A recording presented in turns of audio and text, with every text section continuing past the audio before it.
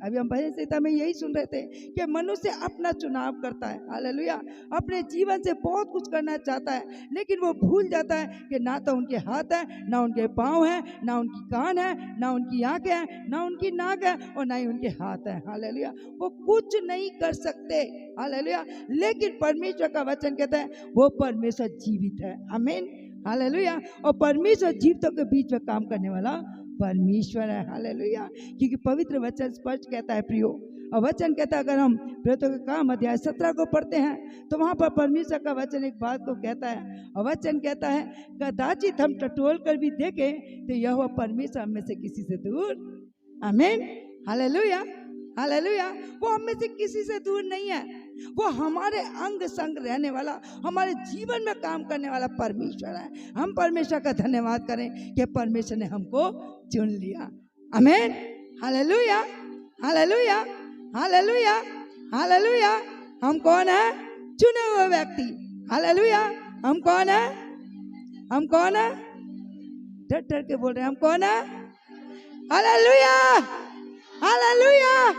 क्योंकि सच में हम परमेश्वर की नजरों में श्रेष्ठ हैं, आमीन, हालेलुया, हालेलुया, हालेलुया, हालेलुया। क्योंकि एक गीत को हम जब सुनते हैं, दुनिया की नजरों में मैं भला मूर्खी, आमीन, हालेलुया, संसार में मूर्ख कहते हैं, हालेलुया। क्योंकि पौलुस भी अपने जीवन के बारे में बताता है कि लोग हमें क्या कहते हैं? खुरचन, खुरचन जानते हो किसे कहते हैं? Waste, hallelujah. जब हम दूध के पतीले को साफ करते हैं, सब्जी के पतीले को साफ करते हैं, जो ऊपर से होता है वो तो हम अपने दूसरे बर्तन में पलट लेते हैं, है ना, और जो बाकी का बचता है तो हम क्या करते हैं? उसे खुरच खुरच कर क्या करते हैं? साफ करते हैं, हालेलुया। फिर वो किसी को खाने के काम के लिए नहीं आती, वो क्या जाता है?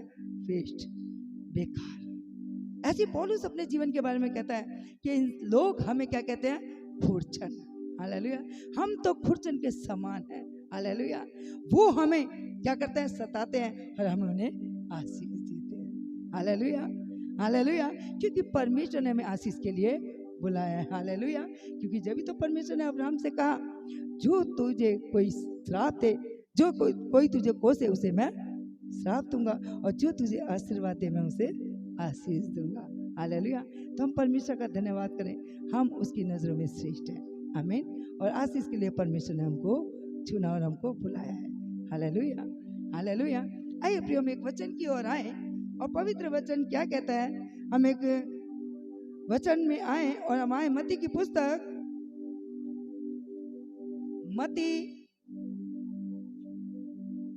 मत्ती की अंजीर, और उसका हम 25वीं आयत में आए, 25वें अध्याय, और उसका हम 1 से लेकर और करीब 13 तक हम पढ़ेंगे। मत्ती की अंजीर उसका 25 और उसका 1 से लेकर 13 तक हम ऊंची आवाज से पढ़ें। प्रभु का वचन क्या कहता है, हम सुने। स्वर्ग का राज्य उन 10 कुंवारियों के समान होगा जो अपनी मशालें लेकर दूल्हे से भेंट करने को निकली। आमीन। उनमें 5 मूर्ख और 5 समझदार थी। हाँ। मूर्खों ने अपनी मशालें ली, परंतु अपने साथ तेल नहीं लिया। हाँ। परंतु समझदारों ने अपनी मशालों के साथ हाँ। अपनी कुप्पियों में तेल भी भर लिया। हाँ। जब दूल्हे के आने में देर हुई तो वह सब ऊँघने लगी और सो गई। आधी रात को धूम मची, देखो दूल्हा आ रहा है, उससे भेंट करने के लिए चलो। तब वह सब कुंवारियां उठकर अपनी मशालें ठीक करने लगी। हाँ। और मूर्खों ने समझदारों से कहा, हाँ। अपने तेल में से कुछ हमें भी दो, क्योंकि हमारी मशालें बुझी जा रही हैं। हाँ। परंतु समझदारों ने उत्तर दिया, कदाचित यह हमारे और तुम्हारे लिए पूरा ना हो। भला तो यह है कि तुम बेचने वालों के पास जाकर अपने लिए मोल ले लो। हाँ। जब वे मोल लेने को जा रही थी तो दूल्हा आ पहुंचा, और जो तैयार थी वह उसके साथ विवाह के घर में चली गई, और द्वार बंद किया गया। इसके बाद वे दूसरी कुंवारियां भी आकर कहने लगी, हे स्वामी, हे स्वामी, हमारे लिए द्वार खोल दे। आमीन। उसने उत्तर दिया, मैं तुमसे सच कहता हूँ, मैं तुम्हें नहीं जानता, हाँ, इसलिए जागते रहो, क्योंकि तुम ना उस दिन को जानते हो ना उस घड़ी को। आमीन। प्रभु का वचन पढ़े जाने और सुने पर प्रभु आशीष दे। Hallelujah, hallelujah.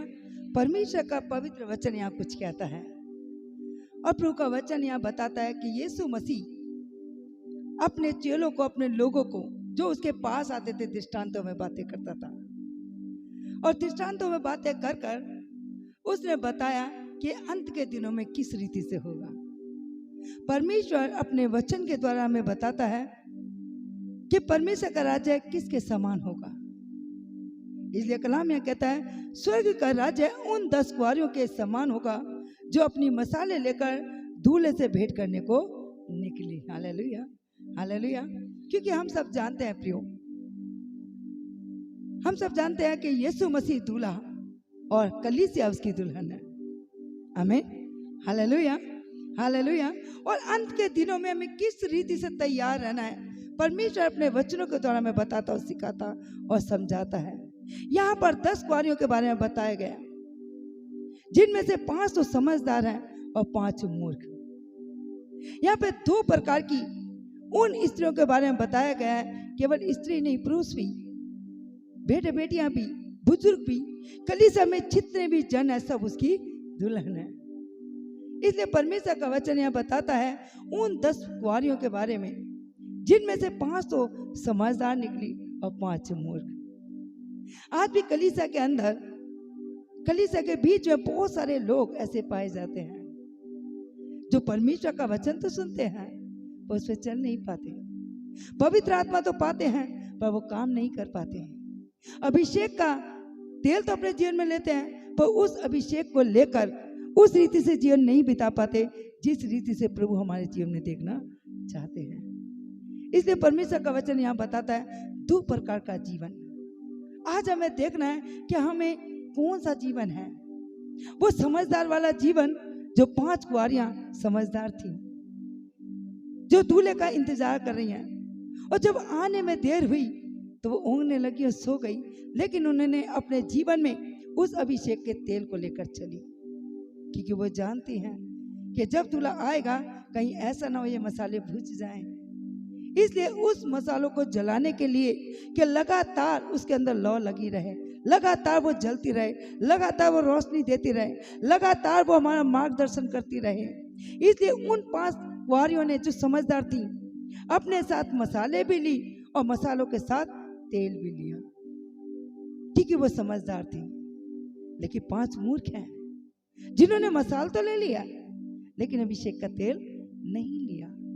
आज बहुत सारे लोग इसी रीति से पाए जाते हैं, प्रभु पर विश्वास करते हैं, बपतिस्मा पाया है, जीवन को लेकर चले हैं, पर जैसा प्रभु यीशु मसीह जीवन को देखना चाहता है वैसा जीवन हम बिता नहीं पाते।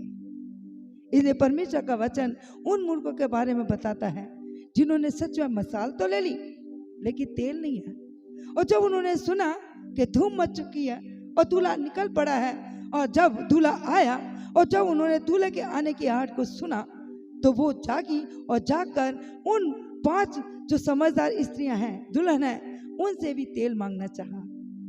लेकिन वो समझदार दुल्हन ने एक बात को कहा, कदाचित ये मेरे और आपके लिए पूरा ना होगा। इसलिए समझदारी इसी में है कि जाकर अपने लिए तेल को मोल खरीद लो, मार्केट में जाओ। और जरूर वो गई होंगी क्योंकि आधी रात का समय है और आधी रात के समय कोई भी दुकान खुली नहीं होती, इसलिए वो जरूर कोशिश किया होगा लेकिन वो तेल नहीं प्राप्त कर पाए। आज भी प्रिय बहुत सारे लोग ऐसे जीवन पाया जाता है। इसलिए परमेश्वर का वचन कहता है जब वो मसाले उनकी भुजने लगी और जिनके पास अभिषेक का तेल था उस तेल को, उस मसाल को जलाने के लिए जब दूल्हा आया तो उनके लिए द्वार खोले गए, और जब द्वार खुला तो वो 5 जो कुंवारियां दूल्हे का इंतजार कर रही हैं, मसाल लेकर, तेल लेकर, वचन बताते जब दूल्हा आया और दूल्हे का शब्द जब उन कुंवारियों ने सुना तो उनके लिए वो द्वार खोले गए, और जब द्वार खोले गए तो वो 5 कुंवारियां जो सच में यीशु के लिए तैयार थी उनके लिए द्वार खोला गया और वो उस द्वार में प्रवेश किया। लेकिन जो मूर्ख थी, वचन कहता है कि उनके पास मसाले तो थी पर तेल ना था, और तेल ना होने के कारण उन्होंने अपने जीवन से उस काम को जो परमेश्वर उनके जीवन में करना चाहता था, उस दिन को जो प्रभु उसको उस स्वर्ग में ले आना चाहता था, उस दिन को खो दिया। आज भी प्रिय बहुत सारे लोग इसी रीति से पाए जाते हैं। आज भी हम सोचते हैं हमारे पास तो बहुत समय है, अरे आज नहीं करेंगे तो कल कर लेंगे, कल नहीं होगा तो परसों कर लेंगे। आज भी बहुत सारे लोगों के जीवन में ऐसा जीवन पाया जाता है, यानी समझदार भी और मूर्खता के भी काम। आज हमें देखना है कि सच में हम किस कैटेगरी में हैं, समझदार वाली में है या मूर्खता वाली में है। समझदार वाली में है तो बहुत ही अच्छी बात है। इसलिए परमेश्वर का पवित्र वचन बताता है कि पहले के समय में, आज तो हम देखते हैं बहुत सारी लाइट, बहुत सारी हम डेकोरेट को देखते हैं, शादी में जाते हैं तो वहाँ बहुत सारा डेकोरेशन होता है, बहुत सारी लाइटें चली होती है, सब कुछ चमकदार, बहुत सारा झिलमिलाता हुआ सब कुछ नजर आता है। लेकिन पहले के समय में ऐसा नहीं था। पहले के समय में लाइट नहीं थी। पहले के समय में तो लोग मसाल को लेते थे। हमने देखा होगा, हमारे पास भी वो मसाल है, हम देख सकते हैं हमारे पिलर पर। ये मसाल दर्शाती है परमेश्वर के उस आगमन को। पहले के समय में इस तरीके की मसाल होती थी। एक डंडा लिया जाता था, डंडे के अंदर कुछ कपड़ा बांधते थे और कपड़े के ऊपर तेल डाला जाता था, और तेल डालने के बाद उसको जलाया जाता था। और जब वो निकलते थे तो वही जो मसाले थी, वो मसाल आगे रोशनी के द्वारा वो हर एक जगह को हमें आगे जगह पर हमें लेकर चलती, और वो ठोकर खाने से बचाती, और जहाँ हमें जाना चाहिए था वहाँ पर वो रोशनी पहुँचाती थी।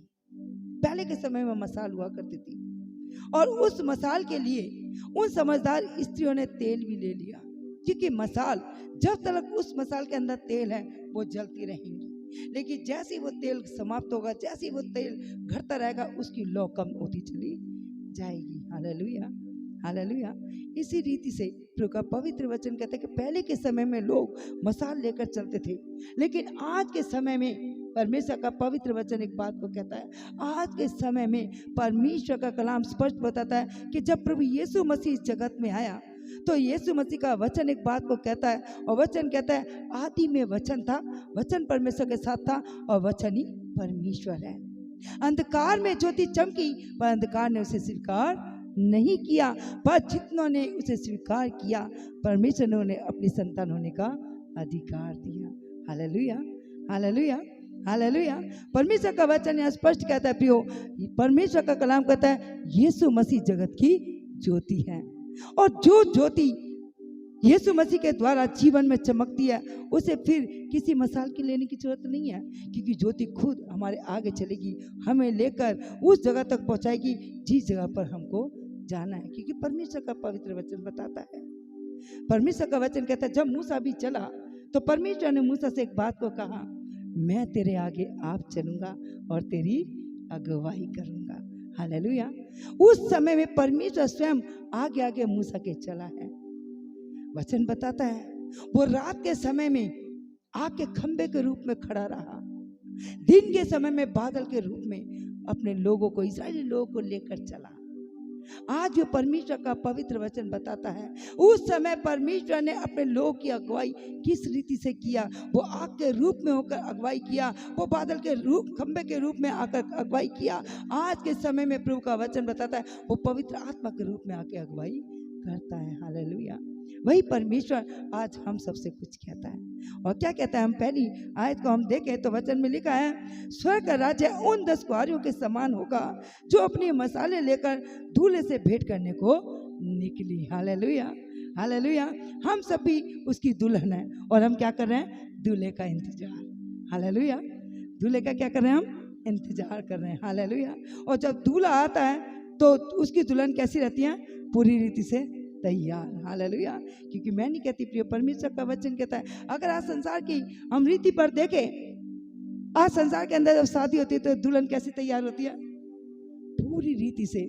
सच में उसे जब एक बार कोई उससे शादी से पहले जो लड़की को देखा होता है ना, और उसके बाद जब शादी के टाइम पे देखते हैं तो पहचान नहीं पाते कि ये वही है जिसको हमने 8-10 दिन पहले देखा था। बिल्कुल बदल जाते हैं, बिल्कुल रूप बदल जाता है। हालेलुया। ऐसे प्रभु का पवित्र वचन है हम सबसे कहता है हमें भी ऐसी तैयार होना है, हालेलुया। कि जब यीशु मसीह आए तो सच में जब यीशु मसीह आए तो वचन बताता है कि हम ऐसे ही ना रहेंगे, पर हमारा भी रूप बदल जाएगा। आमीन। हम रूपांतरित हो जाएंगे। Hallelujah, hallelujah. क्योंकि परमेश्वर का कलाम कहता है, अगर हम प्रकाशित वाक्य अध्याय 19 में आए तो वहां पर प्रभु का वचन एक बात को कहता है। और क्या कहता है? हम निकाले प्रकाशित वाक्य अध्याय 19 और 19 का हम 7 और 8 को पढ़ें। आओ हम आनंदित और मगन हो हाँ। और उसकी स्तुति करें, क्योंकि मेमने का विवाह आ पहुंचा है आमीन, और उसकी दुल्हन ने अपने आप को तैयार कर लिया है। आमीन, हालेलुया, हालेलुया। आज हमें देखना है प्रियो, हम कौन सी दुल्हन है। हम कौन सी दुल्हन है? समझदार दुल्हन है कि मूर्ख दुल्हन है? हालेलुया। क्योंकि हर चैप्टर में, हर एक बात में प्रभु यीशु मसीह ने दृष्टांतों में बातें किया। 2 प्रकार की कलियों के बारे में बताया, 2 प्रकार की डालियों के बारे में बताया। जो डाली बनी रहती है वो कैसी फलवंत होती है, और जो डाली अलग हो जाती है वो किस रीति से सूख जाती है। यानी अपने लोगों को प्रभु का वचन बताता है। यीशु मसीह ने दृष्टांतों में बताया है, उन्हें दृष्टांतों में बातें की है। अपने लोगों को हर एक रीति से वो सिखाता समझाता गया, और आज ही वो हमें समझ और बुद्धि का आत्मा देता है। इसलिए वचन कहता है, आओ हम आनंदित और मगन हों और उसकी स्तुति करें, क्योंकि मेमने का विवाह आ पहुंचा है और उसकी दुल्हन ने अपने आप को तैयार कर लिया है। आमीन, हालेलुया, हालेलुया। हम कितनी दुल्हन तैयार हैं? हम कितनी दुल्हन तैयार हैं? अभी हम देख रहे हैं, पहले आगे वाला हाथ ऊपर करें। हमें खुद पता है, हमारा विवेक हमें बताता है कि हम किस रीति से तैयार हैं। हमें किसी को हाथ दिखाने की जरूरत नहीं है। हमारा विवेक हमें खुद बताता है कि हम मसीह के लिए किस रीति से तैयार हैं। हालेलुया। यहाँ तक कि प्रभु का पवित्र वचन एक बात को कहता है, ये अंत का समय है, और जब यीशु मसीह आएगा तो वो देर ना करेगा, पर अपनी दुल्हन को पलक झपकते उठाकर लेकर जाएगा। Hallelujah, hallelujah, hallelujah.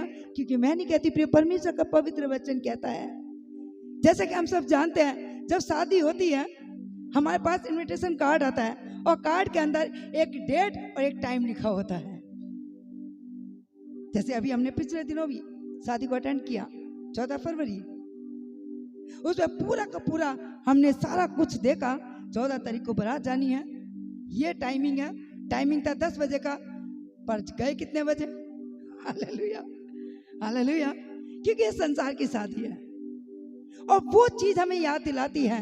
जैसे कोई टाइम टेबल आज भी नहीं है, कोई टाइम टेबल फिक्स नहीं है। बताते हैं 8 बजे बारात आ जाएगी, 8 बजे बारात आ जाएगी, लेकिन आज हम क्या देखते हैं?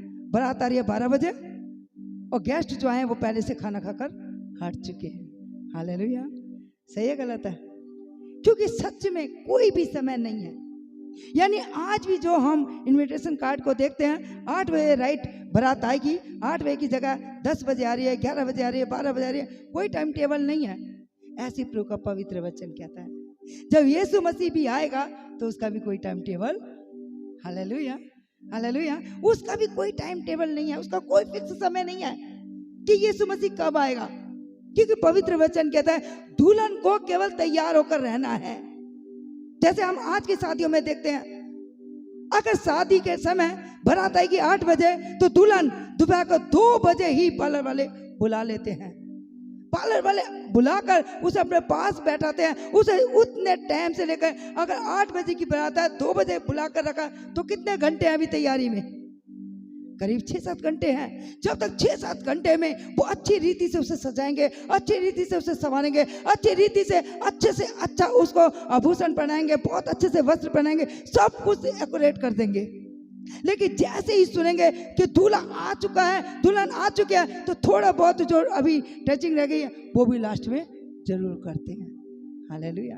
वो तो संसार की दुल्हन को इस रीति से संवारते हैं, सजाते हैं। और हम तो सच में वो दुल्हन है जो हमारा डेकोरेट ये कुछ समय के लिए नहीं है, पर हमारी सजावट, हमारी हमारी जो जीवन की सुंदरता, हमारी जीवन की जो तैयारी है, वो तैयारी उस स्वर्ग के लिए है जो स्वर्ग का परमेश्वर, जिसकी हम दुल्हन है। इसलिए याद है कि परमेश्वर का पवित्र वचन हमसे क्या कहता है, और वचन यहाँ कहता है आओ आनंदित हो। वो इस संसार की दुल्हन के लिए आनंद बनाने के लिए बात नहीं कर रहा, वो तो उस स्वर्ग की दुल्हन बनाने के लिए हमसे कह रहे कि आनंदित हो जाओ, खुश हो जाओ, क्योंकि दूल्हा आ चुका है। उस दुल्हन के लिए अपने आप को तैयार कर लो, उस दूल्हे के साथ जाने के लिए तैयारी कर लो। याद है कि प्रियो, यहाँ का डेकोरेशन, यहाँ का पार्लर, यहाँ की सब खूबसूरती सब यहीं रह जाएगी, लेकिन प्रभु का वचन कहता है हमें उस दूल्हे के पास जाना है जो स्वर्ग से आएगा और स्वर्ग में ही लेकर जाएगा। हमें उस दूल्हे के लिए अपने आप को तैयार करना है। इसलिए पवित्र वचन यहाँ एक बात को कहता है प्रियो, वचन कहता है आओ हम आनंदित और मगन हो और उसकी स्तुति करें, क्योंकि मेमने का विवाह आ पहुंचा है और उसकी दुल्हन ने अपने आप को तैयार कर लिया है। आमीन, हालेलुया, हालेलुया, हालेलुया। जिन्होंने सच में अपने आप को तैयार कर लिया, परमेश्वर का धन्यवाद। जैसे आज हम संसार में देखते हैं शादी होती है, उसका टाइम कुछ एक्यूरेट नहीं है, 8 बजे कभी भी कोई दूल्हा नहीं पहुंचा, 9 या 10 बजे पहुंचता है। ऐसी प्रभु का पवित्र वचन कहता है प्रभु यीशु मसीह के भी आने का कोई भी फिक्स टाइम नहीं है कि वो कब आएगा। यहाँ तक कि यीशु मसीह को नहीं पता कि वो कब यहाँ आएगा, केवल पिता जानता है कि उसे वो कब भेजेगा। हालेलुया। इसलिए पवित्र वचन ये कहता है कि अपने आप को तैयार कर लो, और वचन कहता है अपने आप को तैयार कर लिया है, उसको शुद्ध और चमकदार महीन मलमल पहनने का अधिकार दिया गया है। आमीन, हालेलुया। हम दुल्हन को देखते हैं, दुल्हन कैसे कपड़े पहनती है, बिल्कुल अलग, किसी भी बाराती से मैच करता हुआ नहीं, किसी भी गेस्ट से मैच करता हुआ नहीं, सबसे अलग। हालेलुया। ऐसी प्रभु का पवित्र वचन कहता है वो अपनी दुल्हन को, जो उसकी दुल्हन उसका इंतजार कर रही है, वो उसे भी ऐसे चमकदार कपड़े पहनने का उसने अधिकार दिया है। और वो अधिकार केवल उसने अपने लोगों को दिया जो उस पर विश्वास करते हैं, उसकी बाट जोड़ रहे, उसका इंतजार कर रहे हैं, उसके आने के आगमन तक अपने आप को तैयार कर रहे हैं। प्रभु का पवित्र वचन कहता है, और वचन क्या कहता है, पढ़े हम 8वीं आयत को, उसको शुद्ध और चमकदार महीन मलमल पहनने का अधिकार दिया गया, क्योंकि उस महीन मलमल का अर्थ पवित्र लोगों के धर्म के काम है। आमीन, हालेलुया, हालेलुया। वचन क्या कहता है, उसको शुद्ध चमकदार महीन मलमल पहनने का अधिकार दिया गया, क्योंकि उस महीन मलमल का अर्थ पवित्र लोगों के धर्म के काम है। आमीन, हालेलुया, हालेलुया। क्योंकि पवित्र वचन एक बात को कहता है प्रियो, आज जो हम संसार के अंदर देख रहे हैं धर्म के काम करने का मतलब ये नहीं कि हम वो काम ना करें जो आज चल रहा है। हम सोचते हैं शायद हमें ये धर्म का काम कर कर हम स्वर्ग में पहुंचेंगे, ऐसा नहीं है। प्रभु का पवित्र वचन कहते हैं जो काम आज तुम संसार में कर रहे हो, ये तो परमेश्वर के नजरों में मैले छितरे के समान है। इसलिए परमेश्वर का पवित्र वचन यहाँ कहता है क्योंकि उस महीन मलमल का अर्थ पवित्र लोगों के धर्म के काम है कि हम किस रीति से अपने आप को तैयार करें, किस रीति से प्रभु के वचन को सुने, किस रीति से अपने आप को हम संवारें, किस रीति से उसके आने के लिए अपने आप को तैयार कर रहे हैं।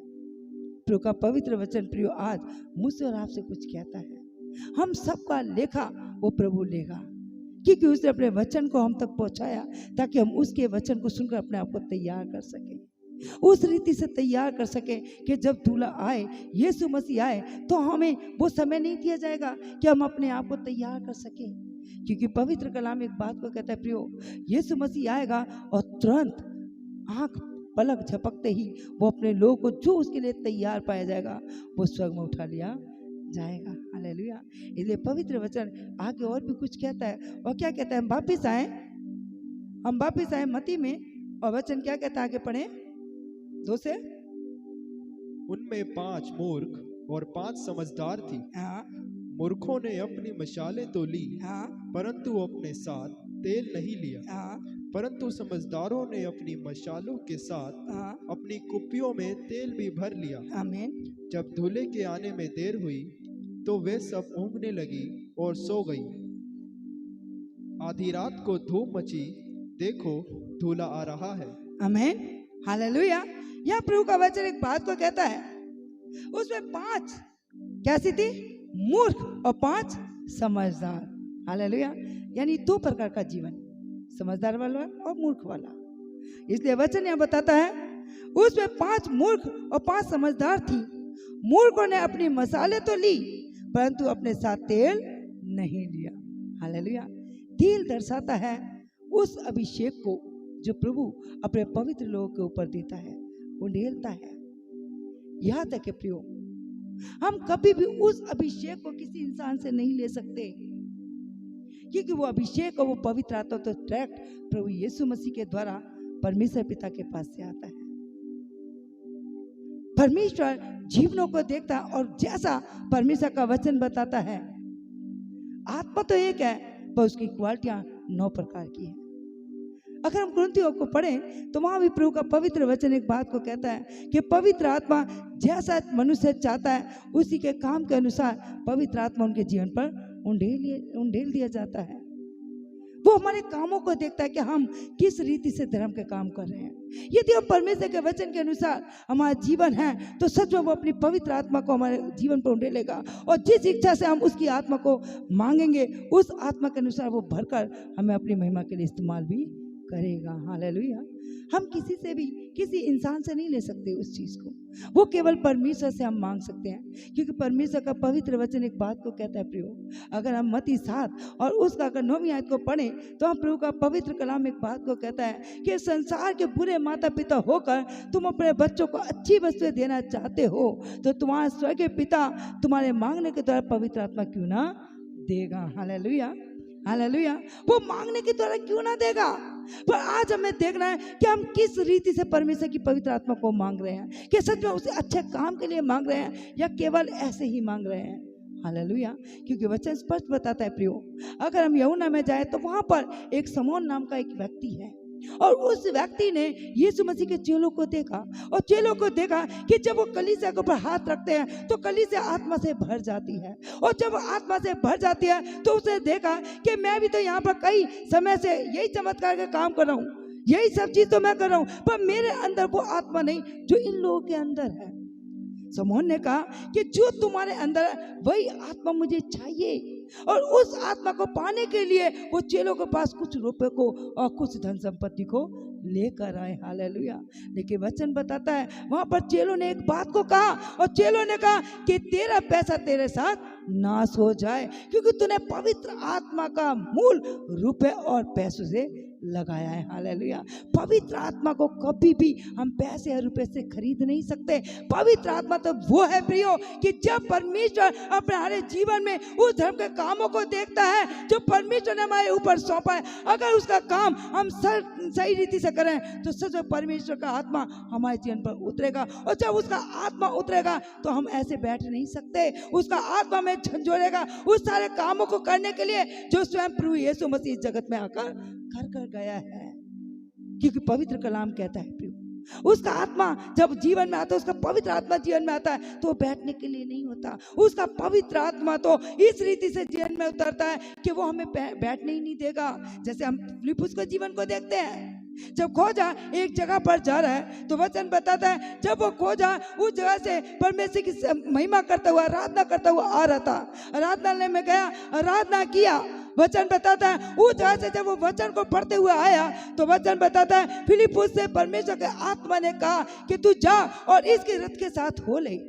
और जैसा ही फिलिप्पुस उस रथ के साथ गया, खोजे के साथ गया जो कंदाके का मंत्री है, और वचन बताता है जब फिलिप्पुस ने उसे उस वचन को पढ़ते हुए देखा जो यशायाह की पुस्तक में से वो पढ़ रहा था, फिलिप्पुस ने उसे एक बात को पूछा कि जिस वचन को तू पढ़ रहा है क्या वो समझ में भी आता है। उस खोजा ने एक ही बात कहा कि जब तक मुझे कोई ना समझाए तो मैं कैसे जानूं। हालेलुया। यहाँ तक के प्रियो, पवित्र आत्मा का पाना हमारे जीवन में बहुत जरूरी है। पवित्र आत्मा का मतलब है क्या, पवित्र आत्मा हमें क्यों चाहिए, पवित्र आत्मा का काम क्या है, इन बातों को जानना बहुत जरूरी है। क्योंकि यहाँ जो समझदार थी, वो समझदारों ने यही काम तो किया। उन्होंने अपने साथ मसाल भी ली और पवित्र आत्मा, प्रभु का वचन बताता है कि उन्होंने उस तेल को भी ले लिया। हालेलुया। और जब उस तेल को और मसाल को लेकर चली तो पवित्र वचन एक बात को कहता है, और वचन कहता है उनमें 5 मूर्ख और 5 समझदार थी। मूर्ख ने अपनी मसाले तो ली परंतु अपने साथ तेल नहीं लिया। हालेलुया। मूर्ख साथ तो चली है, पूरे अपने आप को तैयार तो किया है पर तेल नहीं लिया। हालेलुया। वो तेल दर्शाता है पवित्र आत्मा को। पवित्र वचन यहाँ एक बात को कहता है, परंतु समझदारों ने अपने मसालों के साथ अपनी कुप्पियों में तेल भी भर लिया। जब दूल्हे के आने में देर हुई तो वे सब ओंघने लगी और सो गईं। हालेलुया। सब सो गई हैं। यहाँ पर 5 के बारे में नहीं हो रहा।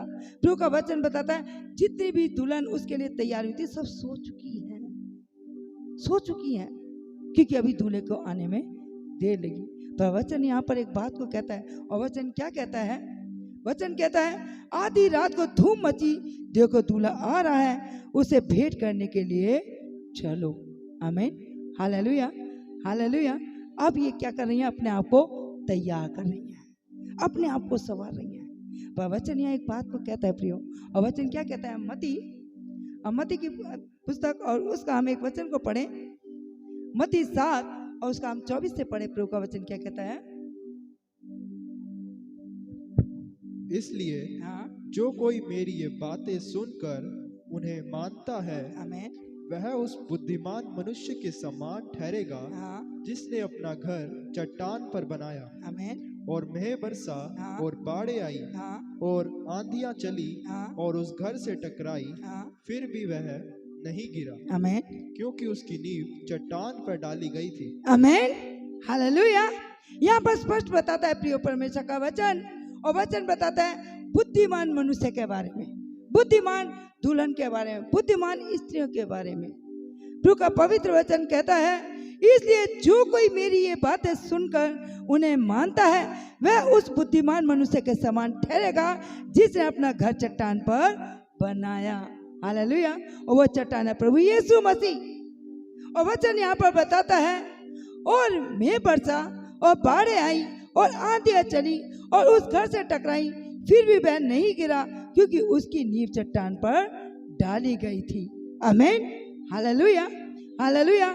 जिसका विश्वास प्रभु यीशु मसीह पर है, जिसने अपना आधार यीशु मसीह को बनाया है, याद रखे चाहे कितनी भी आंधी तूफान जीवन में आ जाए, कितना भी प्रचंड हवा जीवन में आ जाए, याद रखे जिसकी जड़ें मजबूत है, जिसका विश्वास और जिसकी नींव मसीह यीशु पर आधारित है, याद रखे उसे कोई भी आंधी तूफान गिरा नहीं सकेगा। आमीन। हालेलुया। हालेलुया। यही कारण तो था कि उन 5 समझदारों ने अपने साथ मसाले भी लिया और साथ में तेल भी लिया। उन्हें कोई भी रोक नहीं पाया स्वर्ग में जाने से। आज भी प्रिय संसार के अंदर और मनुष्य के बीच में कोई और व्यक्ति है ही नहीं जिसके द्वारा मनुष्य उद्धार प्राप्त कर सके। केवल एकमात्र सच्चा प्रभु यीशु मसीह है जिसके द्वारा मानव जाति उद्धार प्राप्त कर सकती है। हालेलुया। वही प्रभु का पवित्र वचन यहाँ कहता है, और वचन कहता है आंधी आई और उस घर से टकराई, पर वो आंधी और तूफान उस घर को गिरा ना सकी। हालेलुया। आज प्रियो हम देखें कि सच में हमने किस पर अपना घर बनाया, किसको अपना आधार बनाया, किस पर हमने भरोसा रखा है। वो परमेश्वर कैसा परमेश्वर है कि जिस परमेश्वर पर हमने विश्वास किया है वो परमेश्वर हर तरफ से हमें बचाने का सामर्थ्य रखता है, क्योंकि वो मूर्ख स्त्रियां नहीं, वो समझदार स्त्रियां हैं। हालेलुया। और वचन यहाँ एक बात को कहता है, और वचन क्या कहता है 26 से? परंतु जो कोई मेरी ये बातें सुनता है और उन पर नहीं चलता, वह उस निर्बुद्धि मनुष्य के समान ठहरेगा जिसने अपना घर बालू पर बनाया। आमीन। हालेलुया। परमेश्वर के वचन को तो सुना, उस पर विश्वास भी किया, उसके पीछे भी चले, पर सुनने के बाद भी वैसा जीवन नहीं बिताया जैसा प्रभु यीशु मसीह जीवन में देखना चाहते हैं। हालेलुया। इसलिए परमेश्वर का पवित्र वचन एक बात को कहता है, परमेश्वर के वचन को सुनने वाले नहीं पर उस पर चलने वाले बनो। हालेलुया। सुनने वाले तो बहुत हैं, अगर हम देखें तो पवित्र वचन एक बात को कहता है, और वचन कहते हैं यीशु मसीह पर तो हम भी विश्वास करते हैं। मुझे भी अभी करीब 4 दिन पहले एक कॉल आया, और कॉल आने के बाद एक भाई ने मुझसे बातें किया, और उस भाई ने जब मुझसे बातें किया, सिस्टर मैंने आपके बारे में बहुत सुना है और मैं सच में आपसे फेस टू फेस बात करना चाहता हूँ। उस समय मेरे पास टाइम नहीं था क्योंकि हम बहुत बिजी थे, लेकिन परमेश्वर का आत्मा ने एक बात को कहा कि सारे कामों को पीछे छोड़कर, और जब सारे कामों को पीछे छोड़कर उस भाई से मिलने के लिए गई, उनसे बातें किया, उस भाई ने अपने बारे में, अपनी फैमिली के बारे में बहुत कुछ बताया। सच में हम विश्वास करते हैं, हम सब पर विश्वास करते हैं। वेरी गुड, बहुत अच्छी बात है। हम सब कुछ करने के लिए तैयार हैं, पर हमारे लिए ये काम हो जाए। प्रभु का धन्यवाद, क्योंकि प्रभु यीशु मसीह ने भी कहा कि मुझे परख कर देख मैं कैसा परमेश्वर हूँ। Hallelujah, hallelujah. कई लोग परखेंगे, कई लोग इस बात पर आएंगे, पर पवित्र वचन एक बात को कहता है कि जो हे गुरु कहते हैं वैसा परमेश्वर का राजा प्रवेश नहीं करेंगे। हालेलुया। ऐसे उस व्यक्ति ने भी बताया, उस भाई ने बताया, मैं क्रूस पर जाता हूँ, कैंडल जलाता हूँ, मैं ये भी करता हूँ, मैं वो भी करता हूँ, मैं विश्वास करता हूँ, मैं ऐसा करूँगा, मैं वैसा करूँगा। प्रभु आपसे ये कुछ नहीं चाहता मेरे भाई।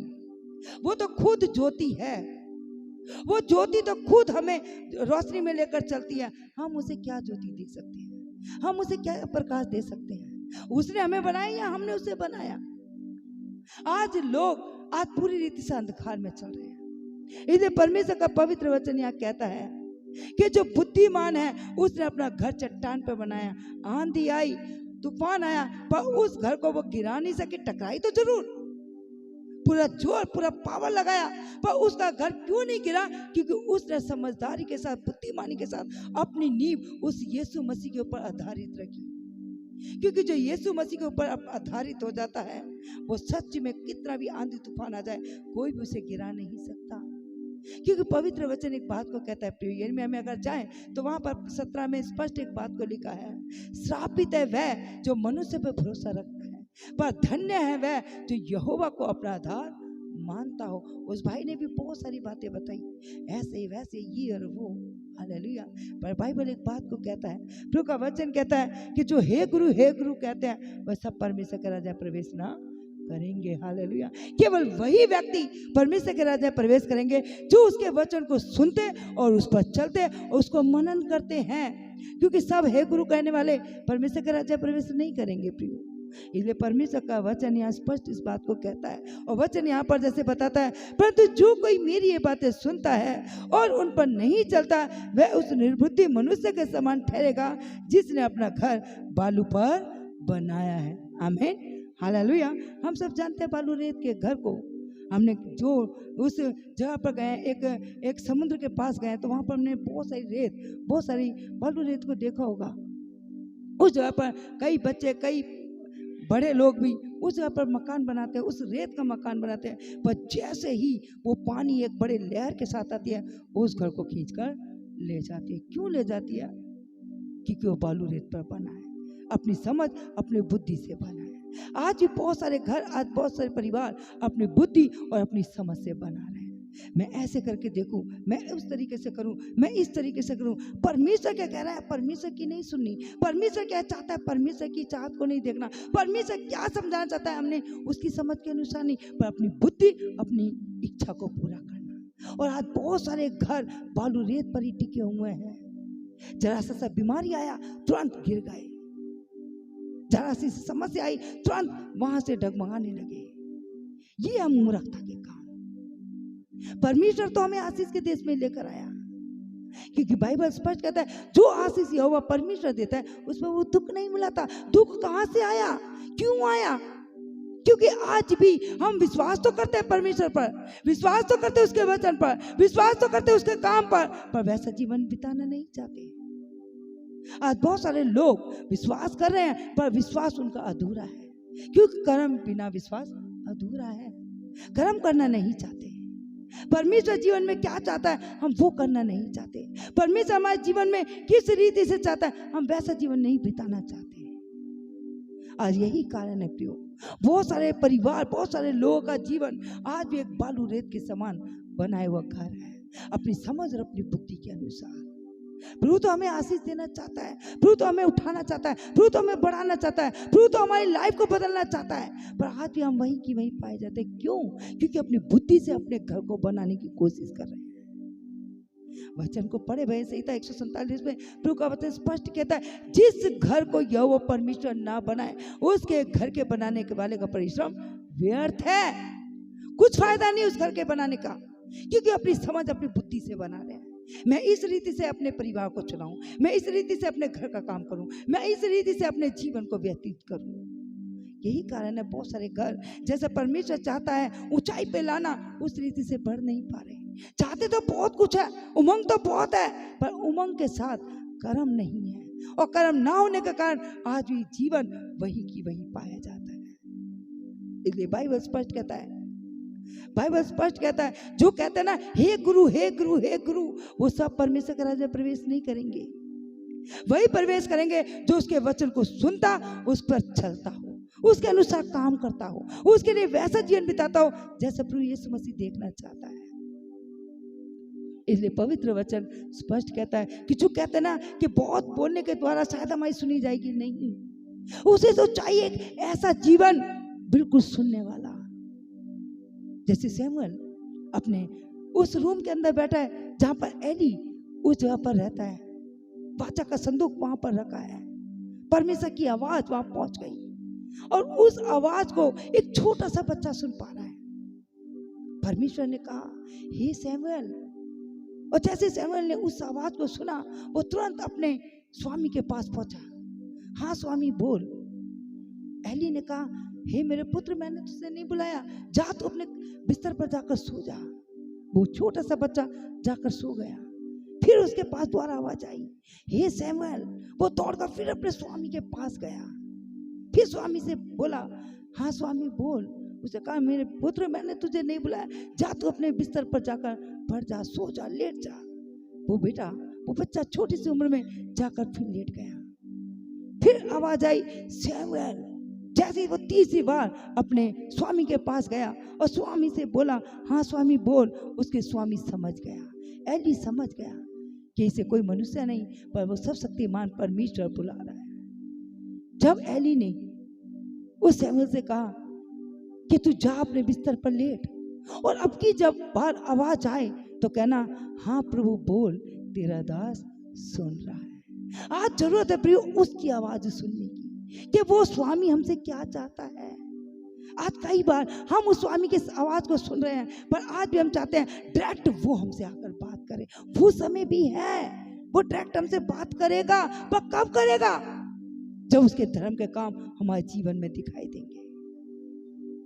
क्योंकि भाई प्रकाशित वाक्य में यही लिखा है, उसने हमें वो मलमल पहनाया है, और उस मलमल महीन कपड़े का पहनने का मतलब पवित्र आत्मा के वो धर्म के काम जो परमेश्वर हमारे जीवन में देखना चाहता है। यही कारण था प्रियो, एली उस आवाज को नहीं सुन पा रहा, लेकिन उस सैमुअल ने सुन लिया। क्यों? क्योंकि बिल्कुल छोटा बच्चा निर्दोष है, पवित्र है।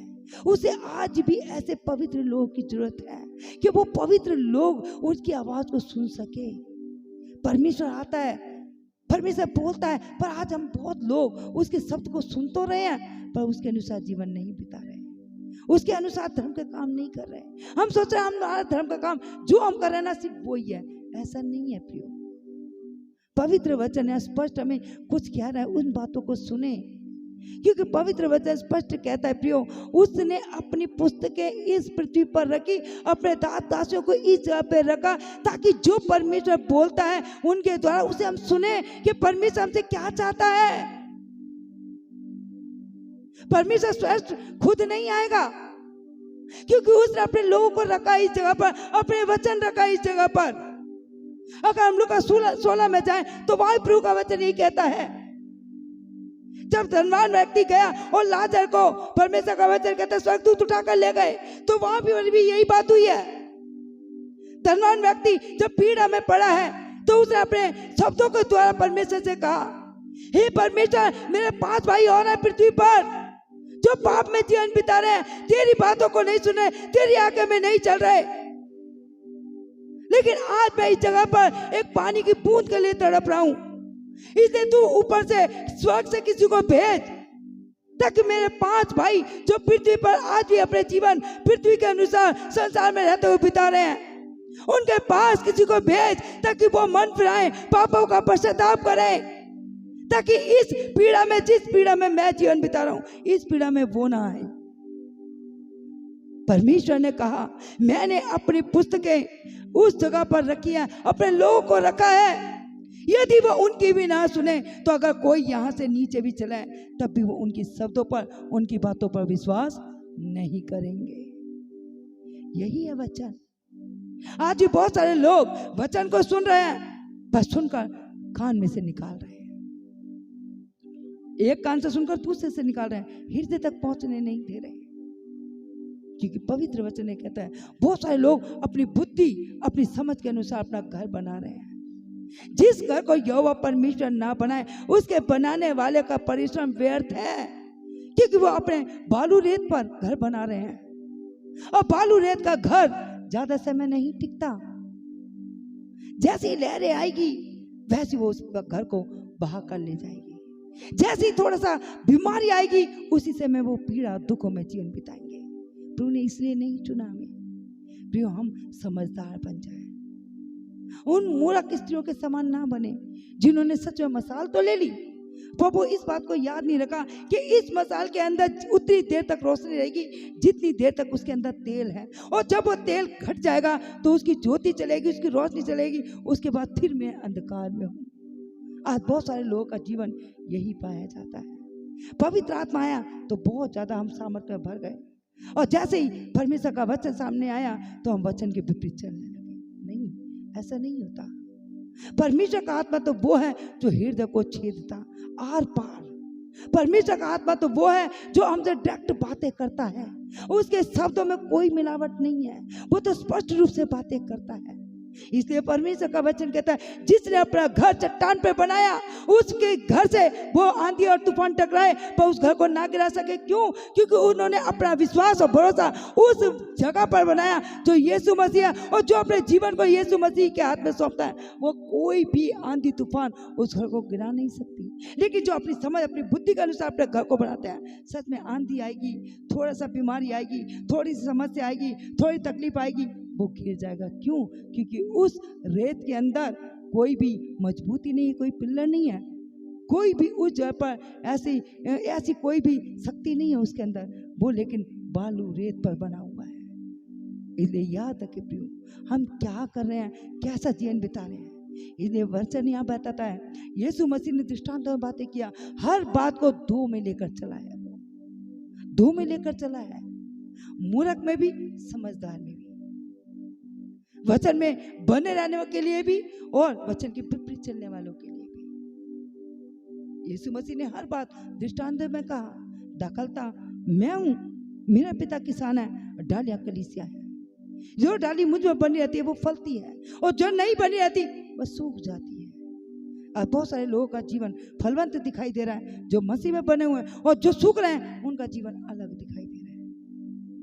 क्या कर रहे हैं, कैसा जीवन बिता रहे हैं? क्या हम सच में मूर्ख में हैं या समझदार में हैं? समझदार में हैं तो सच में हम परमेश्वर का धन्यवाद करें। अगर मूर्खता के जैसे काम है तो आज हम अपने आप को तैयार करें, क्योंकि बहुत तैयारी की जरूरत है। हमें नहीं पता यीशु मसीह कब आ जाएगा, लेकिन जब वो आए तो हमारे पास कोई समय नहीं होगा, कोई अवसर नहीं होगा कि हम अपने आप को तैयार कर सकें। हम उससे कह सकें कि अभी थोड़ी देर रहो।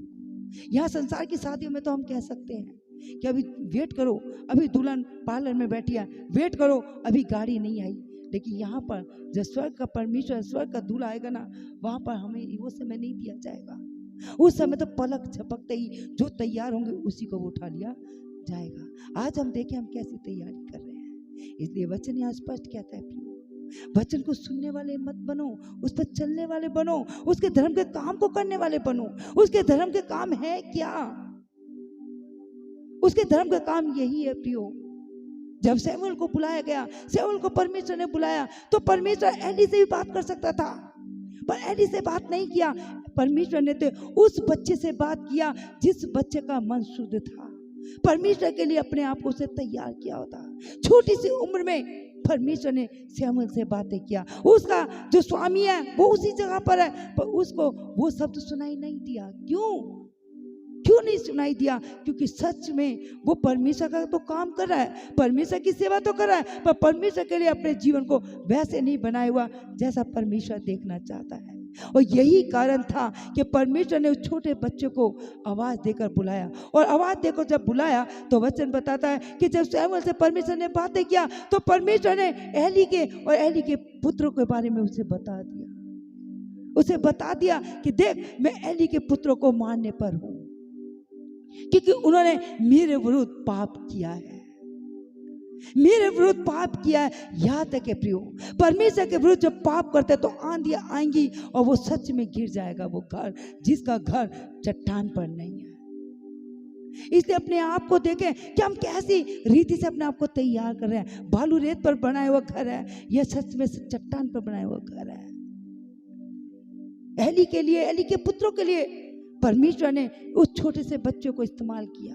परमेश्वर का आत्मा, परमेश्वर का सामर्थ्य उस बच्चे के ऊपर आया। और वचन बताता है जब परमेश्वर ने उस शमूएल से बातें किया तो उस समय एली ने उससे पूछा, हे मेरे पुत्र, परमेश्वर ने तुझसे क्या बताया, तू बता। वो छोटा सा बच्चा बताने के लिए घबरा रहा है कि मैं कैसे बताऊं अपने स्वामी को कि मेरे स्वामी के बच्चे मरने पर है, कैसे बताऊं कि परमेश्वर के विरुद्ध इन्होंने पाप किया है, कैसे बताऊं।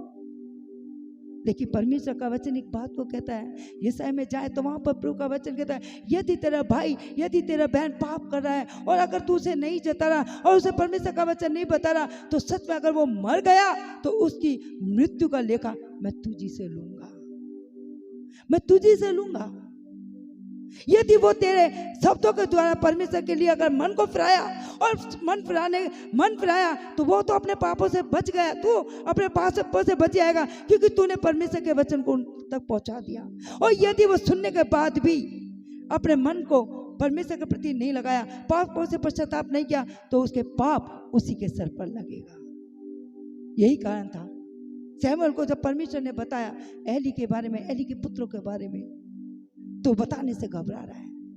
लेकिन एली इतना बात जानता है कि परमेश्वर ने जब शमूएल को बुलाया तो कुछ ना कुछ तो कहा है। जब उससे पूछा, हे मेरे पुत्र, तू बता, तू मुझे बताने में संकोच मत कर, परमेश्वर ने तुझे क्या बताया, परमेश्वर ने तुझे क्या कहा, तू मेरे पुत्र मुझे बता दे। जब उसे बताया कि परमेश्वर ने मुझे बताया कि तेरे पुत्र इस रीति से काम करते हैं, परमेश्वर की भेंट को जो लोग परमेश्वर के पास लेकर आते हैं उस भेंट में से वो चुरा लेते हैं, उसमें से वो चोरी करते हैं, इसलिए परमेश्वर का क्रोध उन पे भड़का है, इसलिए वो अब मृत्यु पर है। परमेश्वर उनको छोड़ेगा नहीं, प्रभु उनको मार देगा। उनका पाप परमेश्वर ने जता दिया उस शमूएल के द्वारा। अगर वो उस समय भी अपने पापों का पश्चाताप करते, मन फिराते, तो शायद वो बच जाते। लेकिन पापों का पश्चाताप नहीं किया, मन नहीं फिराया, वो चोरी करते रहे। और चोरी करने के कारण प्रभु का वचन कहता है उनके जीवन में मृत्यु आ गई, क्योंकि पाप की मजदूरी मृत्यु है। पाप की मजदूरी मृत्यु है, क्योंकि वो सच में सेवा तो कर रहे हैं, परमेश्वर के भवन में तो बैठे हैं, परमेश्वर की सेवा में हाथ तो लगा रहे हैं, पर उनका हाथ अशुद्ध है, उनका जीवन अशुद्ध है, परमेश्वर के लिए वफादार नहीं है, परमेश्वर के लिए पवित्र नहीं है, परमेश्वर के लिए निर्दोष नहीं है, पाप से भरा हुआ जीवन है। इसलिए उनके जीवन में मृत्यु आया। और मृत्यु भी ऐसे ही नहीं आया, बहुत ही खतरनाक मृत्यु। उसके पिता की भी मृत्यु हुई, और हमने पिछले दिनों उसके उस वचन में से हमने एग्जाम भी दिया, एली की मृत्यु भी किस रीति से हुई, उसकी गर्दन टूट गई थी। क्योंकि जब परमेश्वर का क्रोध भड़कता है और परमेश्वर के सुनने के बाद ही अगर पवित्र जीवन नहीं बिताया जाता, परमेश्वर का क्रोध भड़कता है। इसलिए परमेश्वर स्वयं नहीं आएगा। अगर आज भी हम परमेश्वर के वचन को सुन रहे हैं पर वैसे पवित्रताई के साथ, खराई के साथ जीवन नहीं है, तो आज हम देखें कि हम समझदार हैं या मूर्ख हैं। कहीं आज हम अपने घर अपनी बुद्धि से तो नहीं बना रहे, बालू रेत पर तो घर बनाकर खुश नहीं हो रहे। आज हम अपनी समझ से घर बनाकर हम बहुत प्रसन्नता के साथ तो नहीं बैठे। याद रखें, परमेश्वर की नजरें सब पर बनी रहती है। परमेश्वर सबको देखता है, परमेश्वर सुनता भी है, परमेश्वर देखता भी है कि हम किस रीति से अपना जीवन बता रहे हैं, किस रीति से परमेश्वर के लिए हम अपने जीवन को बना रहे हैं।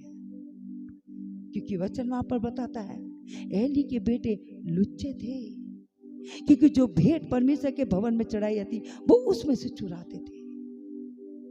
आज भी बहुत सारे लोग परमेश्वर की भेंट की चोरी कर रहे हैं, परमेश्वर का ही चुरा रहे हैं। तो कहां से आशीष होंगे, कहां से प्रफुल्लित होंगे? परमेश्वर का ही हम चुरा रहे हैं, परमेश्वर की इच्छा के विरुद्ध में काम कर रहे हैं। ये मूर्खता के काम है। छोड़ दो मूर्खता के काम। बालू रेत पर घर बनाना छोड़ दो, चट्टान पे घर बनाओ, क्योंकि वो चट्टान पे बनाया हुआ घर वो थोड़े में बहुत करने वाला परमेश्वर है, वो थोड़े में बहुत आशीष देने वाला परमेश्वर है। क्योंकि मैं नहीं कहती, वचन कहता है, और वचन कहता है परंतु जो कोई मेरी ये बातें सुनता है और उन पर नहीं चलता वह उस निर्बुद्धि मनुष्य के समान ठहरेगा जिसने अपना घर बालू पर बनाया है। और मैं बरसा और बाढ़ें आई और आंधियां चली और उस घर से टकराई और वह घर गिरकर सत्यानाश हो गया। Hallelujah, hallelujah. याद रखें, बालू रेत का घर ज्यादा समय तक नहीं टिकता, इसलिए चट्टान पर घर बनाए, यीशु मसीह पर घर बनाए, यीशु मसीह पर आधारित हो जाए, यीशु मसीह पर विश्वास रखें, यीशु मसीह के लिए पवित्र और खराई का जीवन बिताए, क्योंकि वो खराई से जीवन बिताने वाले को धन्य कहता है। इसलिए वचन यहाँ पर कहता है सुनने वाले नहीं पर उस पर चलने वाले बनो। क्योंकि मैं नहीं कहती प्रियो, परमेश्वर का पवित्र वचन यह एक बात को कहता है। और क्या कहता है, हम आगे पढ़ें, हम आ जाएं वापिस 25 में। आधी रात को धूम मची, देखो दूल्हा आ रहा है, आमीन, उससे भेंट करने के लिए चलो। तब वे सब कुबारियां उठकर अपनी मशालें ठीक करने लगी। आमीन। और मूर्खों ने समझदारों से कहा, अपने तेल में से कुछ हमें भी दो, क्योंकि हमारी मशालें बुझी जा रही हैं। आमीन। परंतु समझदारों ने उत्तर दिया, कदाचित ये हमारे और तुम्हारे लिए पूरा ना हो। भला तो यह है कि तुम बेचने वालों के पास जाकर अपने लिए मोल ले लो। आमीन, हालेलुया, हालेलुया। याद है कि प्रियो, प्रभु का पवित्र वचन यहाँ हमें एक और बार बताता है, और वचन बताता है जब दूल्हा आया और दुल्हन ने आवाज को सुना कि दूल्हा आ चुका है, तो जो 5 समझदार थी वो समझदारी के साथ खड़ी हुई, उन्होंने तेल भी लिया।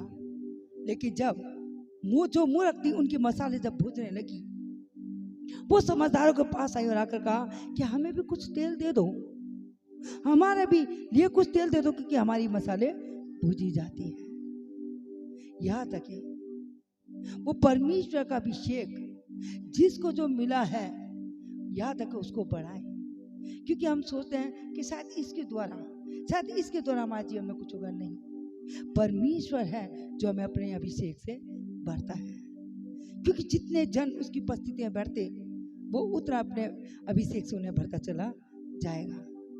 हम सोचे शायद इनके द्वारा हमारा कुछ भला हो जाए या इस मनुष्य के द्वारा भला हो जाए, ऐसा नहीं है। हमें खुद अपना जीवन तैयार करना पड़ेगा।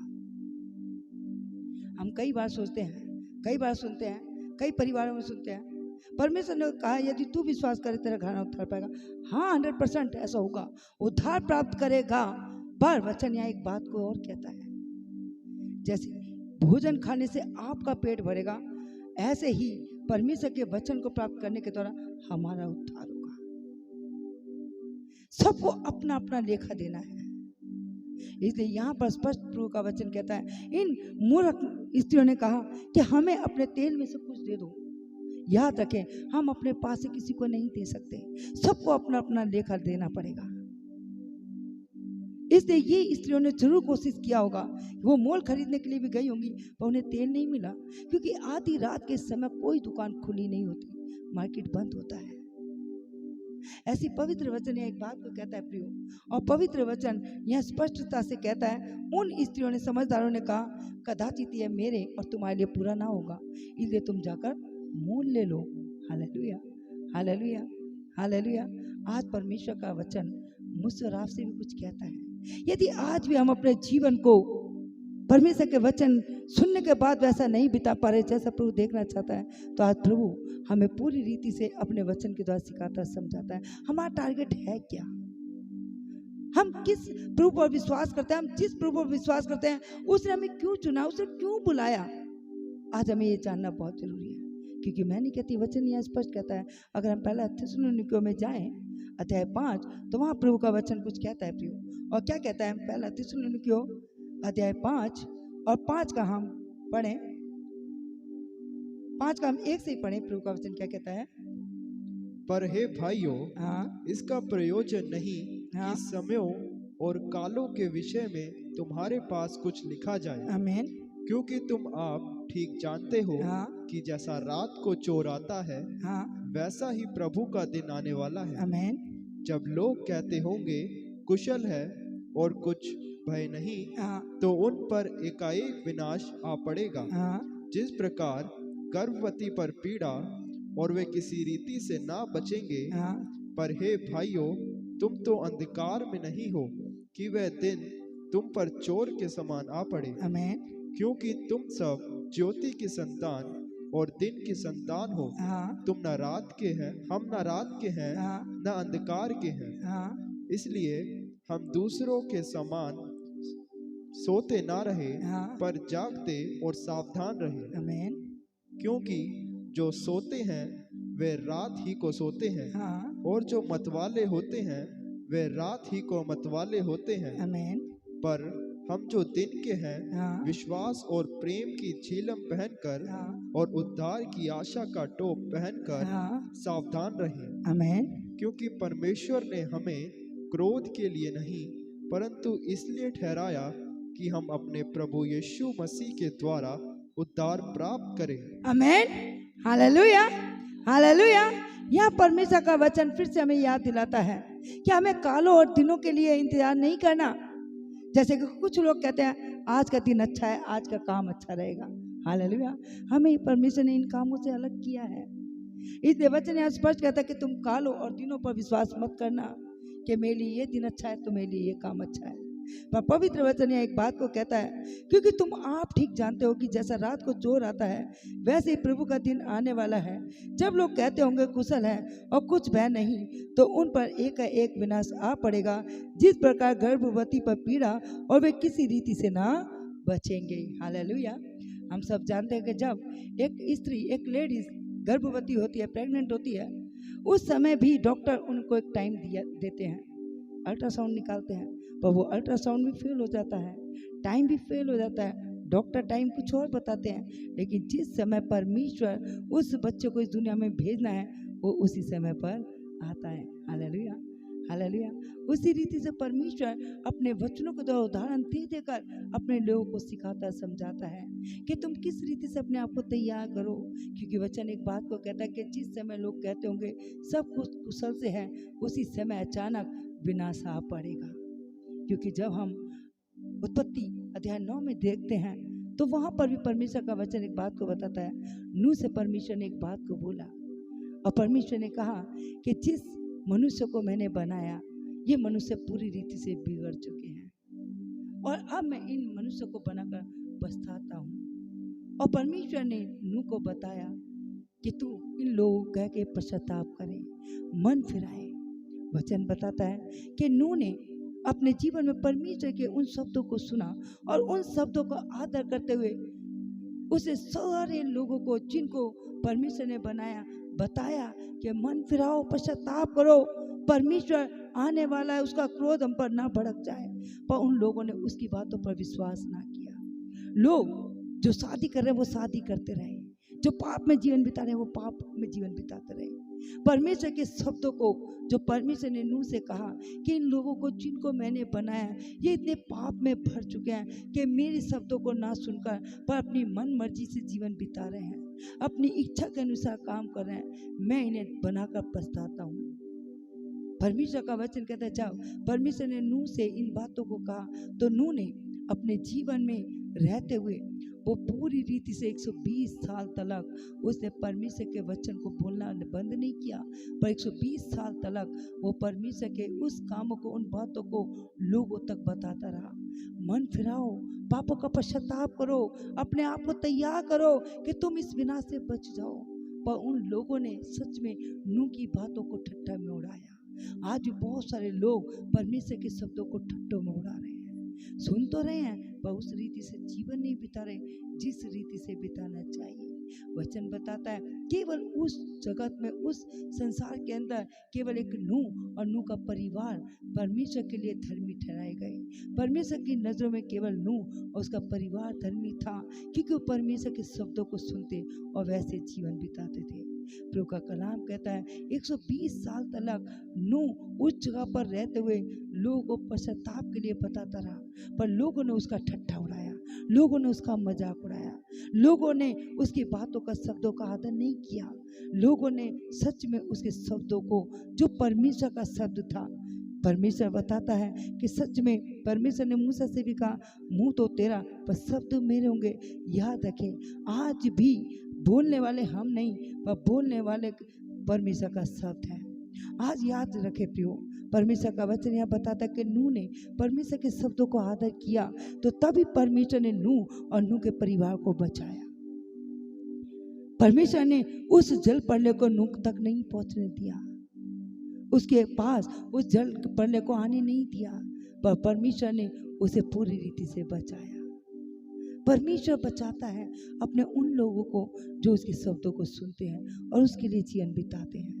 हम सब उसके बेटे हैं, उस बेटियां हैं, उसके चुने हुए पात्र हैं। वचन बताता है कि जिन लोगों ने उसके शब्द के अनसुना किया वहां पर जल प्रलय आया और पूरी रीति से पृथ्वी नाश हो गई। परमेश्वर आज भी इंतजार कर रहा है, आज वो वेट कर रहा है, वो देर नहीं करेगा।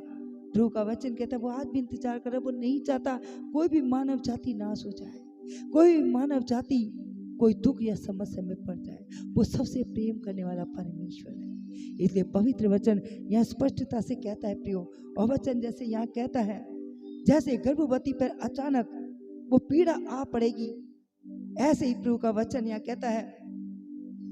और वचन यहाँ बताता है पर हे भाइयों तुम तो अंधकार में नहीं हो कि वह दिन तुम पर चोर के समान आ पड़े, क्योंकि तुम सब ज्योति की संतान और दिन की संतान हो। हम ना रात के हैं और ना अंधकार के। Hallelujah, hallelujah, hallelujah.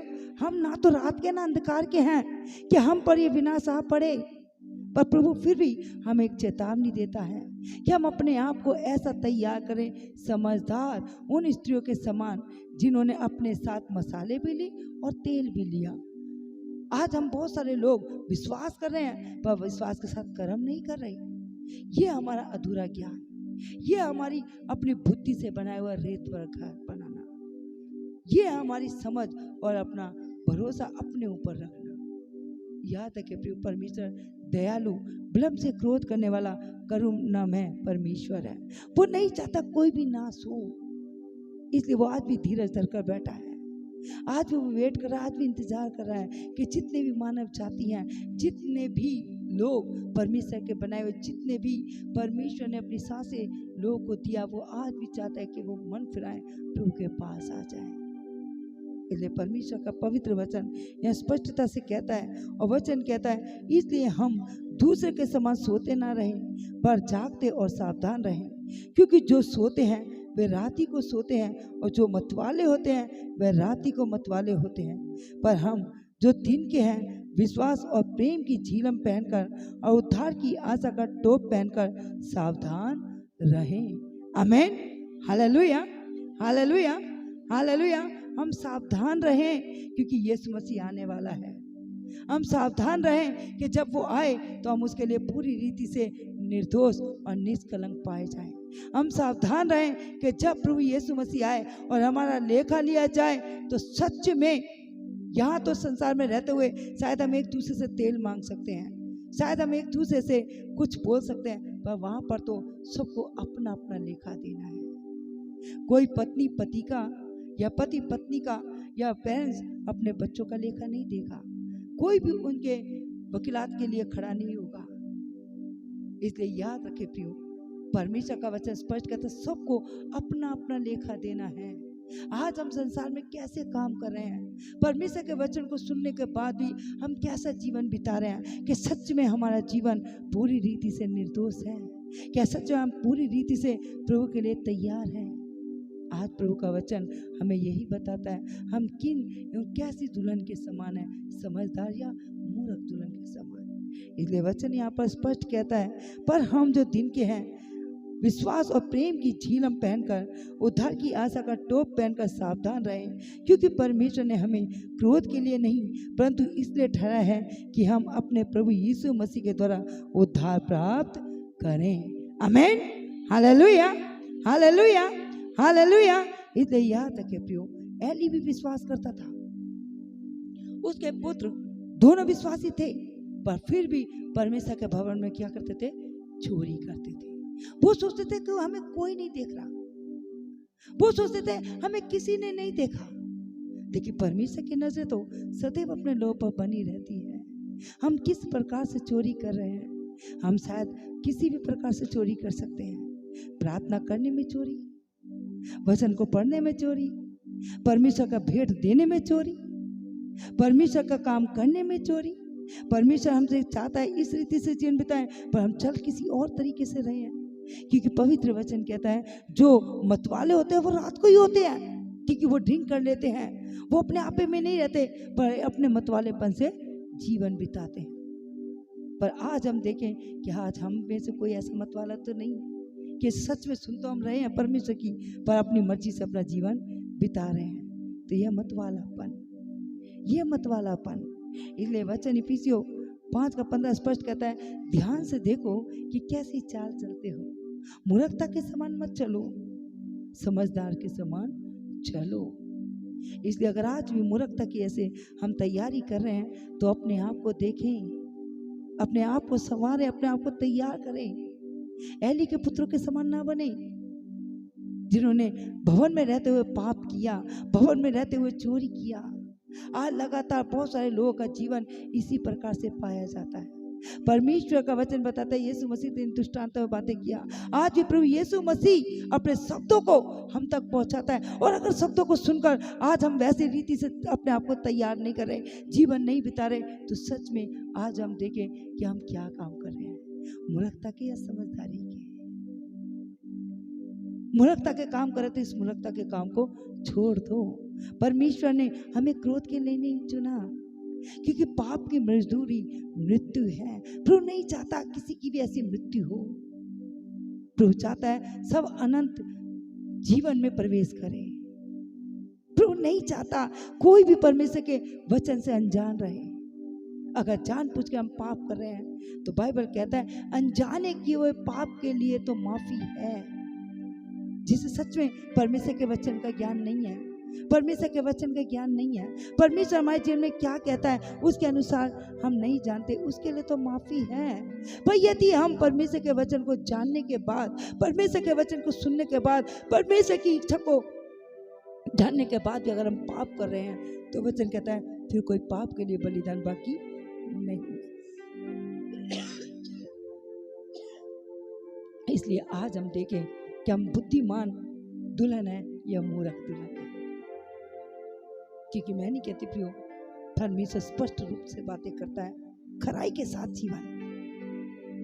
एली के पुत्रों का जीवन देखा गया, मर गए। प्रभु नहीं चाहता कोई भी ऐसे मरे। एली का जीवन भी, क्योंकि उन्होंने अपने बच्चों को चेतावनी नहीं दिया, जिस रीति से बताना था उसने नहीं बताया। क्योंकि एक जिम्मेदारी पेरेंट्स की होती है, वो जानता है कि उसके बच्चे ठीक चाल नहीं चल रहे, वो जानता है कि उसके बच्चों का चाल चलन अच्छा नहीं है, लेकिन फिर भी उसने अपने बच्चों की ताड़ना नहीं की। तभी तो वचन कहता है श्रापित है वह व्यक्ति जो अपने, वह पिता जो सच में अपने बच्चों के ऊपर छड़ी ना उठाए। ये वचन छड़ी है। अगर आज ये छड़ी हमें लग रही तो लगने दो, ताकि हम वो एली के पुत्रों के समान ना मारे जाए। एली ने अपने पुत्रों पर छड़ी नहीं उठाई, उन्हें नहीं समझाया, उन्हें नहीं बताया कि जो तुम कर रहे हो वो पाप है। तुम परमेश्वर के भवन की, परमेश्वर के कामों की चोरी कर रहे हो। तुम परमेश्वर के दान में से चोरी कर रहे हो। तुम परमेश्वर की भेंटों में से चोरी कर रहे हो। अगर वो डांटता, छड़ी उठाता, तो शायद वो उस मृत्यु तक नहीं पहुंचते। बच्चों ने तो पाप किया, पर उससे ज्यादा पाप उनके पिता ने किया कि उसने अपने बच्चों को ऐसी बातों के लिए नहीं चेतावनी दी। लेकिन यहाँ तो परमेश्वर हमें स्पष्ट रूप से सावधान रहने के लिए कहता है, चेतावनी देता है, सावधान करने के लिए कहता है। अगर फिर भी हम सावधान ना रहें तो ये हमारा खुद की गलती है, क्योंकि अनजाने की की हुई तो पाप के लिए क्षमा है, पर जानबूझकर परमेश्वर के सुनने के बाद भी अनसुना कर कर हम अपने जीवन को बिता रहे हैं, तो इसके लिए कोई भी पाप बलिदान नहीं है, कोई भी नहीं बलिदान। कि यीशु मसीह एक बार बलिदान हो चुका, वो दोबारा हमारे लिए बलिदान नहीं होगा। वो तो अब आएगा तो केवल न्याय के रूप में आएगा, न्याय करेगा कि हमने अपना जीवन किस रीति से परमेश्वर के लिए बिताया, किस रीति से परमेश्वर को अपना जीवन दिया, किस रीति से हमने उसका भय माना, और किस रीति से अपने जीवन में परमेश्वर के वचन को वो प्राथमिकता दी जो परमेश्वर को देना चाहिए, किस रीति से हमने अपना हृदय उसके लिए खोला है, किस रीति से अपना जीवन हमने शुद्ध और पवित्र किया है। उसका एक एक वचन प्रियोताया हुआ है, उसके वचन से विपरीत नहीं चल सकते, वचन के अंदर रहकर जीवन बिताना। इसलिए पवित्र वचन यहाँ कहता है कि तुम अंधकार के नहीं हो, कि अब तुम अंधकार के ऐसे काम करो। ना तो हम अंधकार के हैं और ना हम उस जोर के हैं, पर वचन यहाँ स्पष्ट कहता है, क्योंकि जो सोते हैं वे राति को सोते हैं, और जो मतवाले होते हैं वे राति को मतवाले होते हैं। पर हम जो दिन के हैं और विश्वास और प्रेम की झिलम पहनकर और उद्धार की आशा का टोप पहनकर सावधान रहें, क्योंकि परमेश्वर ने हमें क्रोध के लिए नहीं परंतु इसलिए ठहराया है कि हम अपने प्रभु यीशु मसीह के द्वारा उद्धार प्राप्त करें। आमीन, हालेलुया, हालेलुया। उसके वचन पर चलकर ही, क्योंकि अभी तो हमारे ऊपर उद्धार के आसपास की दीवारें बन रही हैं, अभी तो केवल विश्वास की दीवार में हम चल रहे हैं। उद्धार की छत हमारे ऊपर जब डालेगी जाएगी जब स्वयं यीशु मसीह आएगा, और जब यीशु मसीह आएगा और हम क्या उसके कामों में वैसे पाए जाएंगे जैसा हमें तैयार होना है। अगर पाए गए तो परमेश्वर का धन्यवाद, क्योंकि उसकी छत हमारे ऊपर रखी जाएगी। हालेलुया। इसलिए अपने आप को देखें, समझा रहे, अपने आप को तैयार करें उस दुल्हन के समान, समझदार दुल्हन के समान, मूर्खता के समान नहीं, जो प्रभु के वचन को सुन तो रहे हैं पर काम नहीं कर रहे, सुन तो रहे हैं पर चल नहीं रहे, सुन तो रहे हैं पर जीवन नहीं बना रहे, सुन तो रहे हैं, अरे अभी कौन सा यीशु मसीह आया, जब आएगा तो देखी जाएगी, देखी नहीं जाएगी, फिर तो सिर्फ न्याय होगा, सिर्फ न्याय होगा कि हमने कैसे धर्म के काम किए हैं, कैसा जीवन बिताया है।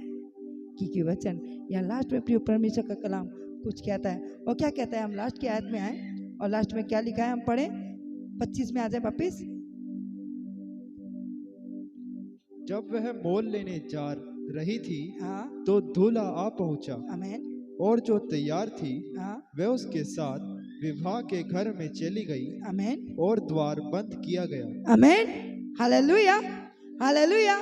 याद रखें, जो तैयार थी, वचन क्या बताता है, जो तैयार थी उन्हें दूल्हा कर ले गया, उन्हें दूल्हा कर ले गया, देर नहीं की। जो तैयार थी उसे दूल्हा आया और अपने दुल्हन को साथ ले गया। हम भी प्रिय विश्वासी लोग जितने भी उसकी बाट जो रहे हैं, जितने भी उसके इंतजार कर रहे हैं, उसकी दुल्हन अपने आप को तैयार कर ले, क्योंकि वचन यहाँ बताता है कि जितनी भी तैयार थी उनके लिए द्वार खोला गया। आमीन। और आगे, इसके बाद वह दूसरी कुंवारियां भी आकर कहने लगी, आमीन, हे स्वामी, हे स्वामी, हमारे लिए द्वार खोल दे। उसने उत्तर दिया, मैं तुमसे सच कहता हूँ, मैं तुम्हें नहीं जानता। आमीन, हालेलुया। यीशु मसीह ने स्पष्ट कहा, वो किसी का पक्षपात नहीं करता प्रियो, चाहे वो विश्वासी हो, चाहे वो कोई याजक हो, चाहे वो कोई प्रभु का दास दासी हो, वहां पर किसी का पक्षपात नहीं होगा। वहां तो केवल कामों के अनुसार न्याय होगा। जैसा हमने काम पृथ्वी पर रहते हुए परमेश्वर के वचन को सुनते हुए किया, वो वहां पर तो सिर्फ न्याय होगा। इसलिए यीशु मसीह आने वाला है। दुल्हन अपने आप को तैयार कर लें, क्योंकि वचन कहता है जो तैयार थे उनके लिए द्वार खोला गया और दूल्हा आकर और जो तैयार दुल्हन थी उनको लेकर गया। लेकिन जो दुल्हन तैयार नहीं थी, उन्होंने आकर उस दरवाजे को खटखटाया और कहा, हे प्रभु देख, हम भी तेरे लिए तैयार थे। यीशु मसीह ने साफ कहा, मैं तुम्हें नहीं जानता। बहुत सारे लोग उस समय कहेंगे, हमने दुष्ट आत्माओं को निकाला, हमने तो भोजन खिलाया, हमने तो गरीबों के ऊपर बहुत कपड़े दिए, हमने तो बहुत लोगों की सुधि ली। याद रखें, ये काम परमेश्वर की नजरों में मैले छीतरे के समान है, जो आज संसार के अंदर लोग कर रहे हैं।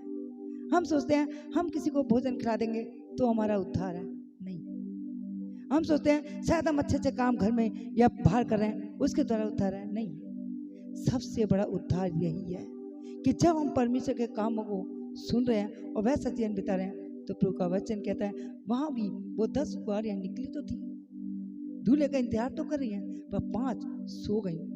और इस रीति से सोई 10 हैं, लेकिन 5 आत्मा में जागृत थी। शरीर में तो सोई हैं पर आत्मा में जागृत थी, इसलिए वो अभिषेक के तेल को साथ लेकर चली। वो जानती हैं मसाले भुजेंगी, इसमें जब तेल घटेगा तो सच में इसमें तेल की जरूरत पड़ेगी, इसलिए अपने साथ वो तेल लेकर चली है।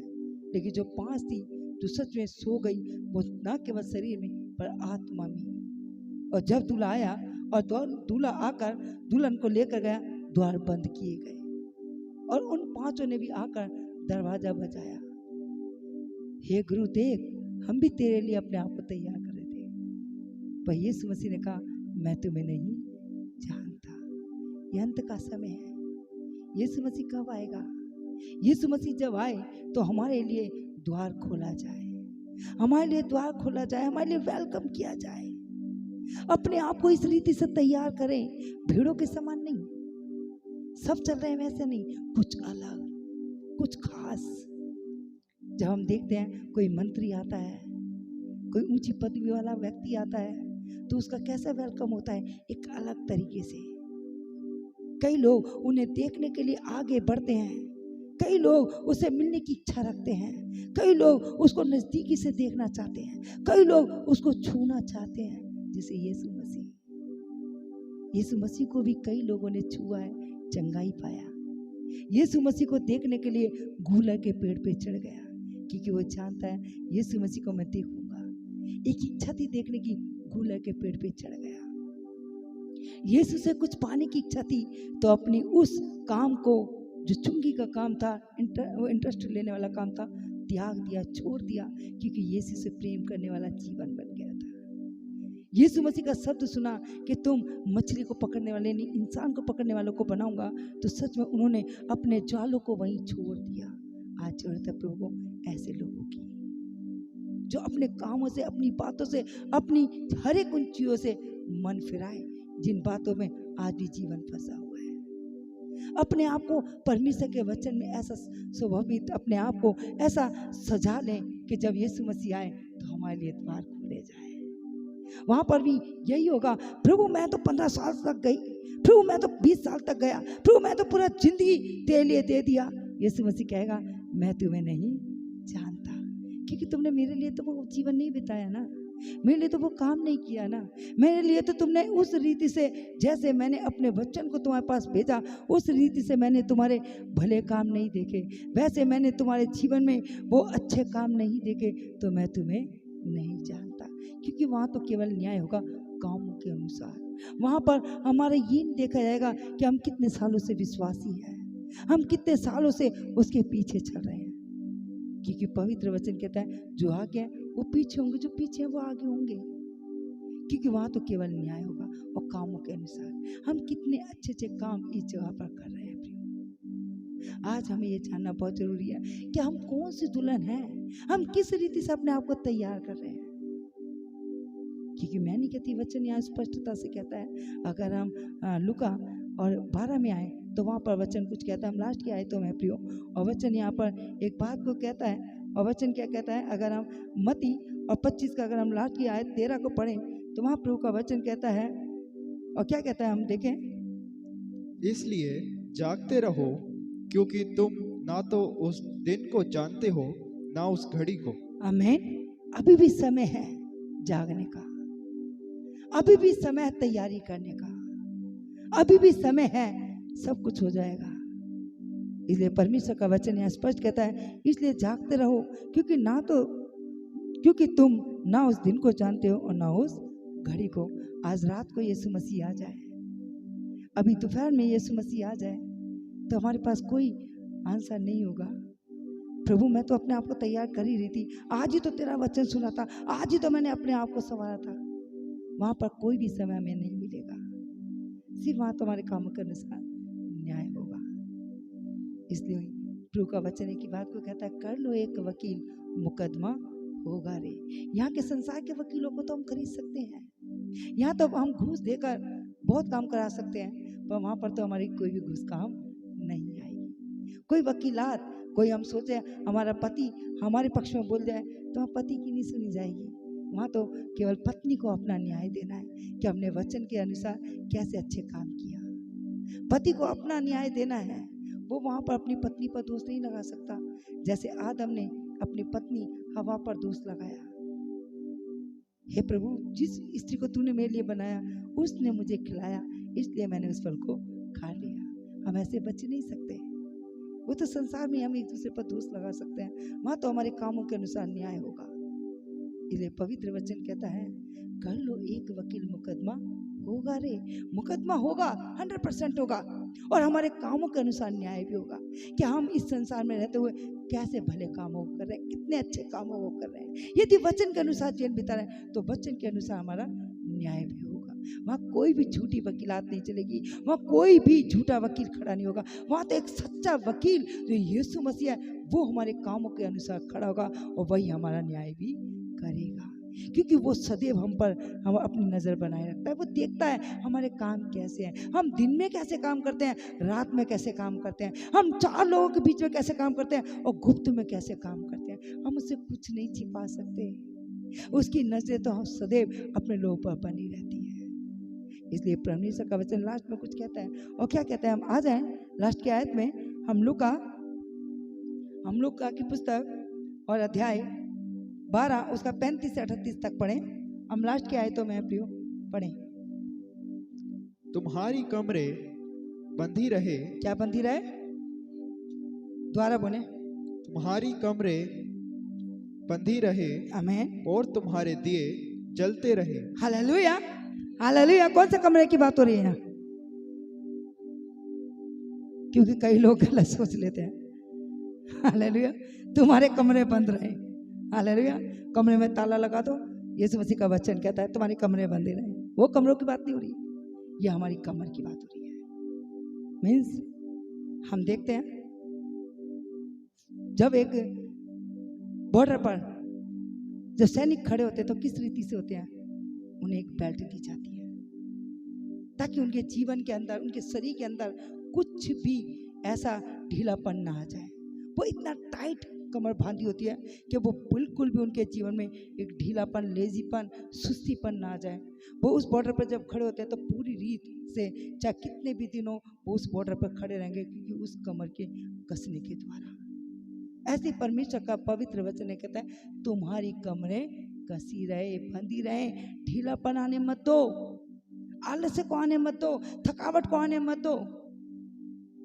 आज अगर मैं अपने जीवन के बारे में बताऊँ, अपने परिवार के बारे में बताऊँ, हमारे प्रियजन हमारे साथ हैं, उनके बारे में बताऊँ, तो सच में हम लगातार करीब हम मंगलवार से लेकर आज तक लगातार भाग दौड़ में लगे हुए हैं, आने जाने में लगे हुए हैं। रातों को हमने पूरी रीति से पूरी रात जगने के बाद भी आज भी प्रभु का वचन के अनुसार प्रभु ने ताकत और बल दिया। आज सुबह उठने की भी हिम्मत नहीं हो रहा था, लेकिन प्रभु का वचन है जो हमें सामर्थ्य देता है। प्रभु से एक ही बात का, प्रभु तेरा वचन कहता है कि तू थके को बल और शक्ति को बहुत सामर्थ्य देता है। जब यही वचन है प्रियो जो हमारे जीवन पे जब हम बोलते हैं तो प्रभु हमें उठा के खड़ा करता है। इसलिए पवित्र वचन कहता है तुम्हारी कमरें बंधी रहे और तुम्हारे दिए जलते रहें। आमीन, हालेलुया, हालेलुया। तुम्हारी कमरें बंधी रहे और तुम्हारे दिए जलते रहें, और तुम उस मनुष्य और तुम उन मनुष्यों के समान बनो हाँ। जो अपने स्वामी की बाट देख रहे हो कि वह विवाह से कब लौटेगा, आमीन। कि जब वह आकर द्वार खटखटाए तो तुरंत उसके लिए खोल दे। आमीन। धन्य है वे दास जिन्हें स्वामी आकर जागते पाए। आमीन। मैं तुमसे सच कहता हूँ कि वह कमर बांध कर उन्हें भोजन करने को बिठाएगा हाँ। और पास आकर उनकी सेवा करेगा। आमीन। यदि वह रात के दूसरे पहर या तीसरे पहर में आकर उन्हें जागते पाए तो वे दास धन्य है। आमीन। Hallelujah, hallelujah. परमेश्वर का पवित्र वचन कहता है प्रियो, धन्य है वो व्यक्ति जो सच अपने उस बाट जोने वाले के लिए बाट जोता रहे। हालेलुया। परमेश्वर का वचन यहाँ पर स्पष्ट रूप से हमें बताता है प्रियो, और वचन यहाँ कहता है, और तुम उन मनुष्य के समान बनो जो अपने स्वामी की बाट देख रहे हो कि वह कब लौटेगा। हालेलुया। हम इंतजार कर रहे हैं, इंतजार कर रहे हैं हम किसका? यीशु मसीह का। हालेलुया। क्योंकि जब यीशु मसीह बादलों पर उठाया गया, स्वर्ग में उठाया गया, तो वचन वहाँ कहता है कि 500 से अधिक लोगों ने यीशु मसीह को स्वर्ग पर उठाते हुए देखा। और जब वो लोग स्वर्ग की ओर देख रहे थे तो वहाँ पर स्वर्गदूत आए। स्वर्गदूतों ने एक बात को कहा कि जिस रीति से तुम यीशु मसीह को बादलों पर जाते हुए देख रहे हो, उसी रीति से फिर तुम वापिस आते हुए देखोगे। आमीन। Hallelujah, hallelujah. ये उसी बात की यहाँ पर वचन की बात हो रही है। वचन यहाँ पर कहता है, और तुम उन मनुष्य के समान बनो जो अपने स्वामी की बाट देख रहे हो कि वह विवाह से कब लौटेगा, कि जब वह आकर द्वार खटखटाए तो तुरंत उसके लिए खोल दे। धन्य है वह दास जिन्हें स्वामी आकर जागते पाए। मैं तुमसे सच कहता हूँ कि वह कमर बांधकर उन्हें भोजन करने को बैठाएगा और पास आकर उनकी सेवा करेगा। यदि वह रात के दूसरे पैर या तीसरे पैर में आकर उन्हें जागते पाए तो वे दास धन्य हैं। आमीन। Hallelujah, hallelujah, hallelujah. जब यीशु मसीह आए तो हम उसके लिए पूरी रीति से जागते पाए, तैयार पाए जाएं। आमीन। Hallelujah, hallelujah. क्योंकि पवित्र वचन लास्ट में कुछ कहता है, और क्या कहता है? हम एक वचन में हो रहा है, लास्ट के वचन में आए और हम आए मत्ती लास्ट की वचन में। प्रिय, मत्ती अध्याय 13 और उसका हम 24 से पढ़ें। यहाँ प्रभु का वचन कुछ कहता है प्रियो, यह अंत का समय है, अब तो केवल न्याय होगा जो हमने संसार के अंदर रहते हुए जीवन को बिताया है। और वचन क्या कहता है? हम पढ़ें 13 का, मत्ती 13 का 24 से, जल्दी जल्दी पढ़ें। यीशु ने उन्हें एक और दृष्टांत दिया। आमीन। स्वर्ग का राज्य उस मनुष्य के समान है जिसने अपने खेत में अच्छा बीज बोया। आमीन। प्रभु यीशु मसीह ने फिर एक दृष्टांत दिया और क्या कहा? परमेश्वर का राज्य उस मनुष्य के समान है जिसने अपने खेत में अच्छा बीज बोया। आमीन। और वह है यीशु मसीह जिसने अपने लोगों के अंदर अपने वचन का बीज बोया है। आमीन। और आगे, पर जब लोग सो रहे थे तो उसका शत्रु आकर गेहूं के बीच जंगली बीज बोकर चला गया। जब अंकुर निकले और बालें लगी तो जंगली दाने के पौधे भी दिखाई दिए। इस पर गृहस्थ के दासों ने आकर उससे कहा, हे स्वामी, क्या तूने अपने खेत में अच्छा बीज ना बोया था? फिर जंगली दाने के पौधे उसमें कहाँ से आए? उसने उनसे कहा, यह किसी शत्रु का काम है। दासों ने उससे कहा, क्या तेरी इच्छा है कि हम जाकर उनको बटोर लें? उसने कहा, नहीं, ऐसा ना हो कि जंगली दानों के पौधे बटोरते हुए तुम उनके साथ गेहूं भी उखाड़ लो। आमीन। हालेलुया। यहाँ पर प्रभु का वचन एक बात को बताता है और प्रभु का वचन कहता है, जब स्वामी ने अपने खेत में अच्छे बीज बोए और जब वो बीज बोकर चला गया, उस खेत में तो केवल गेहूं उग रहे थे। लेकिन रात के समय जब वो स्वामी सोया तो वचन बताता है कि उस खेत के अंदर कुछ जंगली बीज भी आ गए। और जब वो जंगली बीज उस गेहूं के साथ बढ़ने लगे तो दासों ने आकर स्वामी से एक बात को कहा, और क्या कहा? हे स्वामी, क्या तूने उस खेत के अंदर अच्छे बीज ना बोए थे? पर तूने तो अच्छे बीज बोए, तो फिर वो जंगली बीज कहाँ से आए? वचन बताता है कि उन दासों ने कहा, स्वामी अगर तू कहे तो हम क्या उन जंगली दानों को उस गेहूं के बीच में से अलग कर दें, उखाड़ दें? पर स्वामी ने उन्हें एक अच्छा उत्तर दिया, नहीं, उन्हें उन खेत उन गेहूं के साथ बढ़ने दो। आज प्रियो संसार में भी यही है। वचन एक बात को कहता है, समझदारों के साथ मूर्ख भी है। हम किसी का न्याय नहीं कर सकते, हम किसी को तुच्छ नहीं कह सकते, ये ऐसा है, ये वैसा है, ये ऐसा काम करते हैं, वैसा काम करते हैं। आज बहुत सारे लोग, आज सुबह भी जब मैं वचन को सुन रही थी तो सच में हम दूसरों के ऊपर बहुत आसानी से क्या करते हैं, हम उंगली उठाना शुरू करते हैं, हम कमियों को ढूंढना शुरू करते हैं। पर वचन यहाँ पर वही बात हमें बता रहा है कि जब स्वामी से दासों ने कहा कि तूने तो अच्छा बीज बोया था और उसमें अच्छी बालें उगी, उसमें अच्छे गेहूं लगे, तो ये जंगली दाने कहाँ से आए? वचन बताता है स्वामी ने एक अच्छा उत्तर दिया कि जब सब सो रहे थे तो उसमें शैतान आया और आकर जंगली बीज बोकर चला गया। आज भी बहुत सारे परिवार, बहुत सारे लोग, बहुत सारे विश्वासियों के जीवन में जब आत्मा में सो रहे हैं, शरीर में तो सो रहे हैं, शरीर में तो सोना जरूरी है क्योंकि हम शरीर में काम करते हैं, थक जाते हैं, शरीर में सोंगे, लेकिन वचन यहाँ पर कहता है आत्मा में जागृति, आत्मा में जागृति होना बहुत जरूरी है प्रियो। जब इस जगह पर ये लोग सो गए तो शैतान आया और आकर उनके बीच में, गेहूं के बीच में जंगली भी दाने उगाकर चले गए। और जब स्वामी ने कहा, उन दासों ने स्वामी से कहा कि यदि तू हमें अनुमति दे तो क्या हम उन जंगली दानों को उखाड़ दें?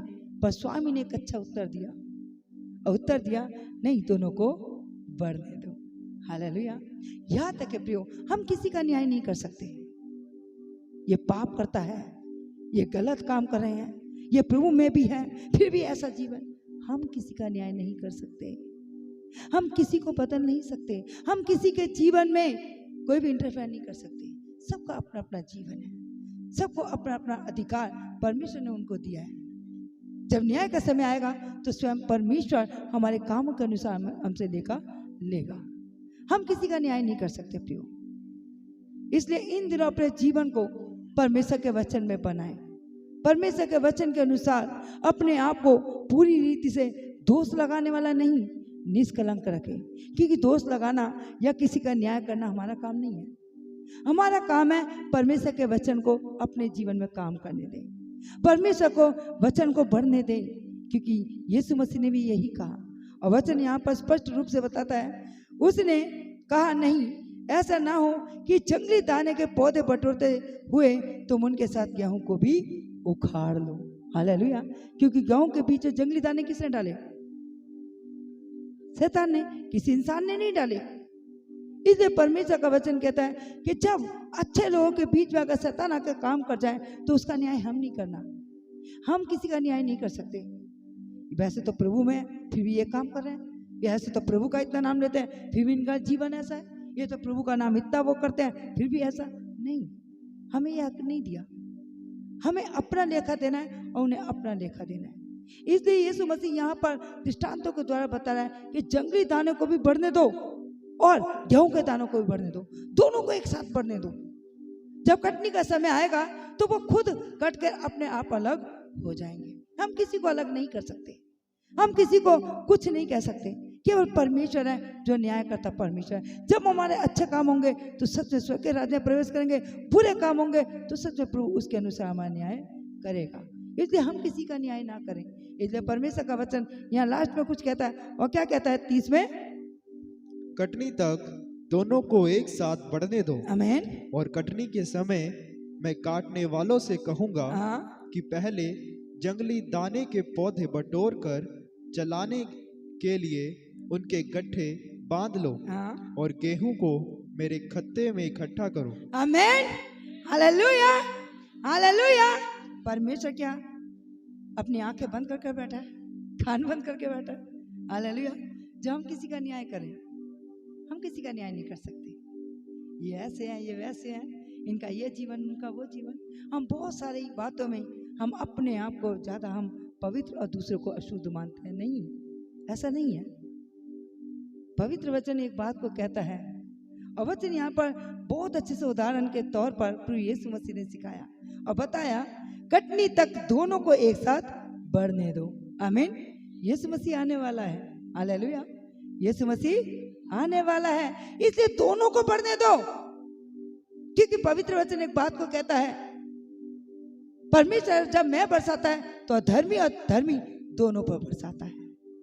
ऐसा नहीं है कि वो अपनी आशीष बरसाएगा तो धर्मी पर बरसाएगा, बारिश बरसाएगा धर्मी पर बरसाएगा, धूप आएगी तो धर्मी पर आएगी, ऐसा नहीं है।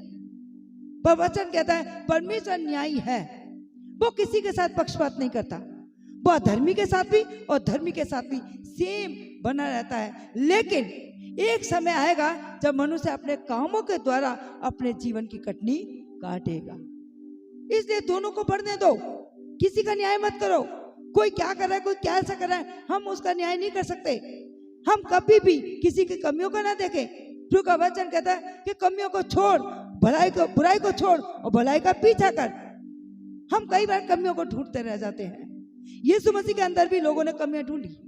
यीशु मसीह के लिए बहुत सारी योजनाएं बनाई, बहुत सारे उसके लिए प्रचंड बनाए गए, उसके ऊपर थूका गया, मारा गया, कोड़े लगाए गए, यहाँ तक कि मृत्यु भी उसके पास आ गई।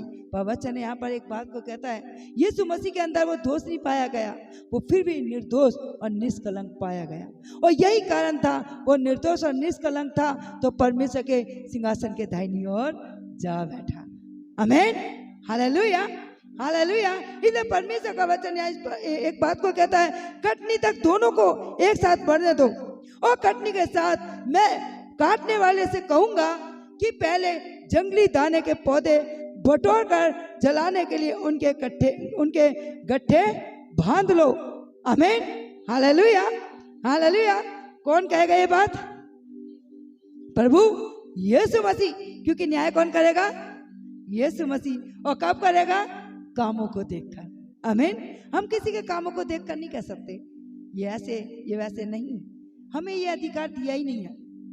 प्रभु ने तो केवल हमें अपनी संतान होने का अधिकार दिया है, और उसकी संतान उसका शब्द सुनती है, उसके पीछे चलती है और उसकी इच्छा के अनुसार जीवन बिताती है। दोष लगाना परमेश्वर ने हमें नहीं चुना। प्रभु का वचन कहता है दोष लगाने वाला शैतान स्वर्ग से नीचे गिरा दिया गया, और आज भी लोगों के अंदर दोष ढूंढता है। अगर हम भी किसी के अंदर दोष ढूंढ रहे हैं तो आज हम देखें कि हम किसकी संतान हैं। क्योंकि परमेश्वर ने अपने लोगों को दोष लगाने के लिए नहीं चुना, दोष लगाने के लिए नहीं चुना। कई बार हम सुनते हैं वचन में लिखा है कोई एक गाल पर थप्पड़ मारे दूसरा अपना पैर धो। पर आज मैं कई लोगों के द्वारा सुनती हूँ कि हम कितना बर्दाश्त करें, कितना बर्दाश्त करें। एक बार तो हम छोड़ सकते हैं, पर दूसरी बार तो मूर्खता का काम है। ये हमारी मनुष्य की सोच है। यीशु का वचन ये नहीं कहता। यीशु का वचन कहता है कि तू कितनी बार, ये पतरस ने कहा यदि मेरा भाई कोई पाप करे, कोई गुनाह करे तो कितनी बार उसे माफ करूं। यीशु ने कहा मैं तुझसे ये नहीं कहता कि 7 बार से 70 बार, पर जितना तू हो सके तू माफ कर। आज हमारे जीवन में ये माफी का हमारे जीवन में क्वालिटी होना बहुत जरूरी है कि हम किसी को क्षमा कर सके।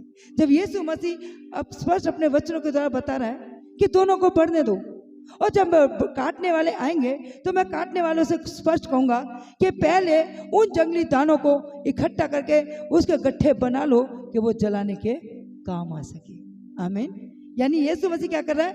अभी अपनी इंतजार कर रहा है आने का, कि जब वो आएगा खुद न्याय करेगा। तो हम कौन हैं जब हम किसी का न्याय करें? Hallelujah, hallelujah. ग्रंथी में साफ कहा है कि तुम ज्यादा समझदार हो, कि तुम मुझसे ज्यादा बुद्धिमान हो। अगर हम ऐसा काम करते हैं तो सच हम मूर्खता के काम कर रहे हैं। हम परमेश्वर के वचन के विपरीत चल रहे हैं, परमेश्वर की इच्छा के विरुद्ध काम कर रहे हैं। हम ऐसा ना करें। मैं एक जगह पर थी और एक जगह पर कुछ लोग खड़े हुए मसीह के विरुद्ध में। तो एक जन के मुंह से मैं एक शब्द सुन रही थी, कब तक हम बर्दाश्त करें? अब तो सीधा वचन कहता है अगर एक गाल पर कोई थप्पड़ मारे दूसरे को फेर दो, नहीं पर दूसरे पे मार दो। अरे हम ऐसा नहीं मार सकते तो ऐसा मार सकते हैं। कहाँ लिखा है बाइबल में? कहाँ लिखा है? बाइबल में तो नहीं लिखा। पर हम कई बार कॉमेडी की बातों को ज्यादा अहमियत देकर हम उन बातों को ले लेती है। ये हंसी मजाक की बातें हैं, वचन में नहीं लिखा कि यीशु मसीह ने कहा कि थप्पड़ मारो तो तुम इस गाल को इस उल्टे हाथ से मार दो, नहीं मार सकते हो। अगर ऐसा कर रहे हैं तो आज भी हम परमेश्वर की इच्छा के विरुद्ध काम कर रहे हैं। इसलिए अपने जीवन को आज मूर्खता से हटाकर समझदारी के समान बनो, क्योंकि वचन यहाँ पर स्पष्ट कहता है परमेश्वर आएगा और आकर वो स्पष्ट कहेगा कि वो दाने के जो गट्ठे हैं उनको अलग करो और जो जंगली दानों के गट्ठन हैं उनको बांध कर अलग करो, ताकि वो आग में जलाए जाए। न्याय होगा तो परमेश्वर खुद उनके कामों के अनुसार उनका न्याय करेगा, हम किसी का न्याय ना करें। इसलिए लास्ट में प्रभु का वचन कहता है, और वचन कहता है बांध लो और गेहूं को मेरे खत्ते में इकट्ठा करो। आमीन, हालेलुया। गेहूं को कहाँ इकट्ठा करो? कहाँ पे इकट्ठा करो? परमेश्वर के खत्ते में। और परमेश्वर का खत्ता कौन है? स्वर्ग। आमीन, हालेलुया। इसलिए प्रियो आज हम देखें कि हम कैसी दुल्हन है, उन 5 मूर्खता के समान चलने वाली या समझदार के समान। आज फिर हम अपने जीवन को देखें। आज केवल अपना अपना जीवन, कोई भी पति पत्नी को ना देखे, पत्नी पति को ना देखे, माँ बाप बच्चों को ना देखे, भाई बहन को ना देखे, बहन भाई को ना देखे, केवल अपना अपना अपना जीवन देखें कि मैं कौन सी दुल्हन हूँ। मैं मूर्खता वाली दुल्हन हूँ जिसने अपने साथ मसाल तो ली पर तेल ना लिया, या मैं वो समझदार दुल्हन हूँ जिसने मसाल भी ली और तेल भी लिया। आज अगर हमने पवित्र आत्मा को पाया है, आज पवित्र आत्मा के अभिषेक को पाया है, आज पवित्र आत्मा का सामर्थ हमारे जीवन में है, तो प्रियो हम समझदार वो दुल्हन है जो दूल्हे का इंतजार कर रही है। इसलिए हम अपने जीवन को प्रियो आज चाहते परखे और आज देखे कहीं मेरी उस तैयारी में कुछ कमी तो नहीं है। आज भी मैं अपने आप से डेकोरेट तो नहीं कर रही, आज मैं अपने आप से वो सजावट तो नहीं कर रहा जो परमेश्वर का वचन कहता है कि तुम अपने आप को उस परमेश्वर के वचन से अपने आप को इतना संवारो, इतना सजाओ। आज हम संसार की डेकोरेट के समान तो अपने आप को नहीं संवारे, आज अपने आप को संसार की सजावट के अनुसार तो अपने आप को नहीं सजा रहे। प्रभु के राज्य में वो सजावट नहीं जाएगी। प्रियो परमेश्वर का वचन स्पष्ट कहता है अपने आप को संवारो, सजाओ, अपने आप को बचाओ भी। प्रभु का वचन कहता है कि हम पाप से तो घृणा करें पर पापियों से प्रेम करें, क्योंकि वचन स्पष्ट कहता है जो आग में गिरे उन्हें झपट कर निकालो पर अपने आप को भी बचाओ, कहीं ऐसा ना हो कि उन्हें बचाते हुए हम खुद ही जल जाएं। इसलिए वचन स्पष्ट रूप से आज हमें बताता है। प्रियो आइए हम अपनी आंखों को बंद करें और प्रभु की ओर देखें, प्रभु की ओर निहारे, अपने आप को तैयार करें और प्रभु से कहें प्रभु सच में मुझे वो मूर्ख स्त्री नहीं बनना, मुझे मूर्ख वो दुल्हन नहीं बनना जो सच में तेरे आने के समय वो सो गई और उनके पास वो तेल नहीं था, उनके तेल घटी रहने के कारण वो उनके लिए द्वार बंद हो गया। उसके लिए उन्होंने दरवाजा तो पीटा पर उनके पास फिर पश्चाताप का वो समय जा चुका था। पर आज प्रियो हमारे पास पश्चाताप का एक समय है, उनके पास वो पश्चाताप का समय नहीं था, क्योंकि दूल्हा आया और उसने जिन दुल्हनों को तैयार थी उनको स्वर्ग के राज्य में लिया और द्वार बंद कर लिया। उन 5 कुंवारियों ने भी जो मूर्ख थी उन्हें दरवाजा तो पीटा पर उनके लिए द्वार ना खोला गया, क्योंकि वो उस समय को अपने जीवन में गवा चुके थे। पर आज हमारे पास वो समय है, आज वो हमारे पास दिन है, आज वो हमारे पास ये समय प्रभु ने हमें दिया है। यदि आज हम उस मूर्खता के समान अपने जीवन को बिता रहे हैं तो आज जरूरी है कि अपने जीवन में एक पश्चाताप करें, एक पश्चाताप के साथ वो समझदार स्त्रियों के समान बन जाए जिन्होंने सच में अपने साथ मसाले भी ली और वो तेल भी लेकर चले। वो तेल दर्शाता है परमेश्वर के उस अभिषेक तेल को। प्रभु का वचन कहता है जैसे सैमुएल ने वो दाऊद का अभिषेक किया तो दाऊद के द्वारा बड़े बड़े और अद्भुत काम हुए हैं। आज प्रिय जरूरी है कि हम प्रभु के उस अभिषेक के तेल को अपने जीवन में ले लें, प्रभु का काम करने दें। यदि आज भी परमेश्वर का वचन हमें कुछ भी काटता छाटता है तो अपने जीवन को उसके हाथों में सौंपे, क्योंकि वचन कहता है न्याय करने वाला प्रभु है, कोई मनुष्य हमारा न्याय नहीं कर सकता। प्रियो इसलिए अपने आप को संवारें, सजाएं और कहे प्रभु जब तू आए तो सच में मैं बिल्कुल कलंक, मेरे जीवन में कोई कलंक ना पाया जाए, मैं निर्दोष रहूं, मैं निष्कलंक रहूं, मेरा जीवन पवित्र पाया जाए, मैं पूरी रीति से तेरे वचन के अंदर बना हुआ या बनी रहने पाऊं। जब तू आए तो मैं सच में अपने आप को सजाता ना रहूं, पर मैं जब तू आए तो मैं तेरे लिए इस रीति से तैयार पाया जाऊं कि जब द्वार खोला जाए तो सच में मैं तेरे साथ प्रवेश करने पाऊं। आइए हम अपने मुंह के शब्दों के द्वारा परमेश्वर का धन्यवाद करें, धन्यवाद करें, क्योंकि परमेश्वर का वचन वो आईना है प्रियो जो हमारी आत्मा को स्पष्ट रूप से दिखाता है। संसार के आईने को देखकर शायद हम अपने मुंह पर लगे हुए निशान को, दाग को साफ कर लेंगे, कपड़ों पर लगे हुए दाग को साफ कर लेंगे, लेकिन हृदय के दाग को केवल प्रभु का लहू साफ कर सकता है। हृदय के उस पाप को केवल यीशु का लहू ही धो सकता है। आज प्रभु के पास आए और प्रभु से कहे, प्रभु मुझे सच में वो मूर्ख स्त्री नहीं बनना, मुझे मूर्ख दुल्हन नहीं बनना जो सच में दूल्हे का इंतजार करते करते सो गई, पर मुझे वो दुल्हन बनना है जो आत्मा में जागृत रही, आत्मा में जागृत रही तो तेरे स्वर्ग में प्रवेश करने पाए।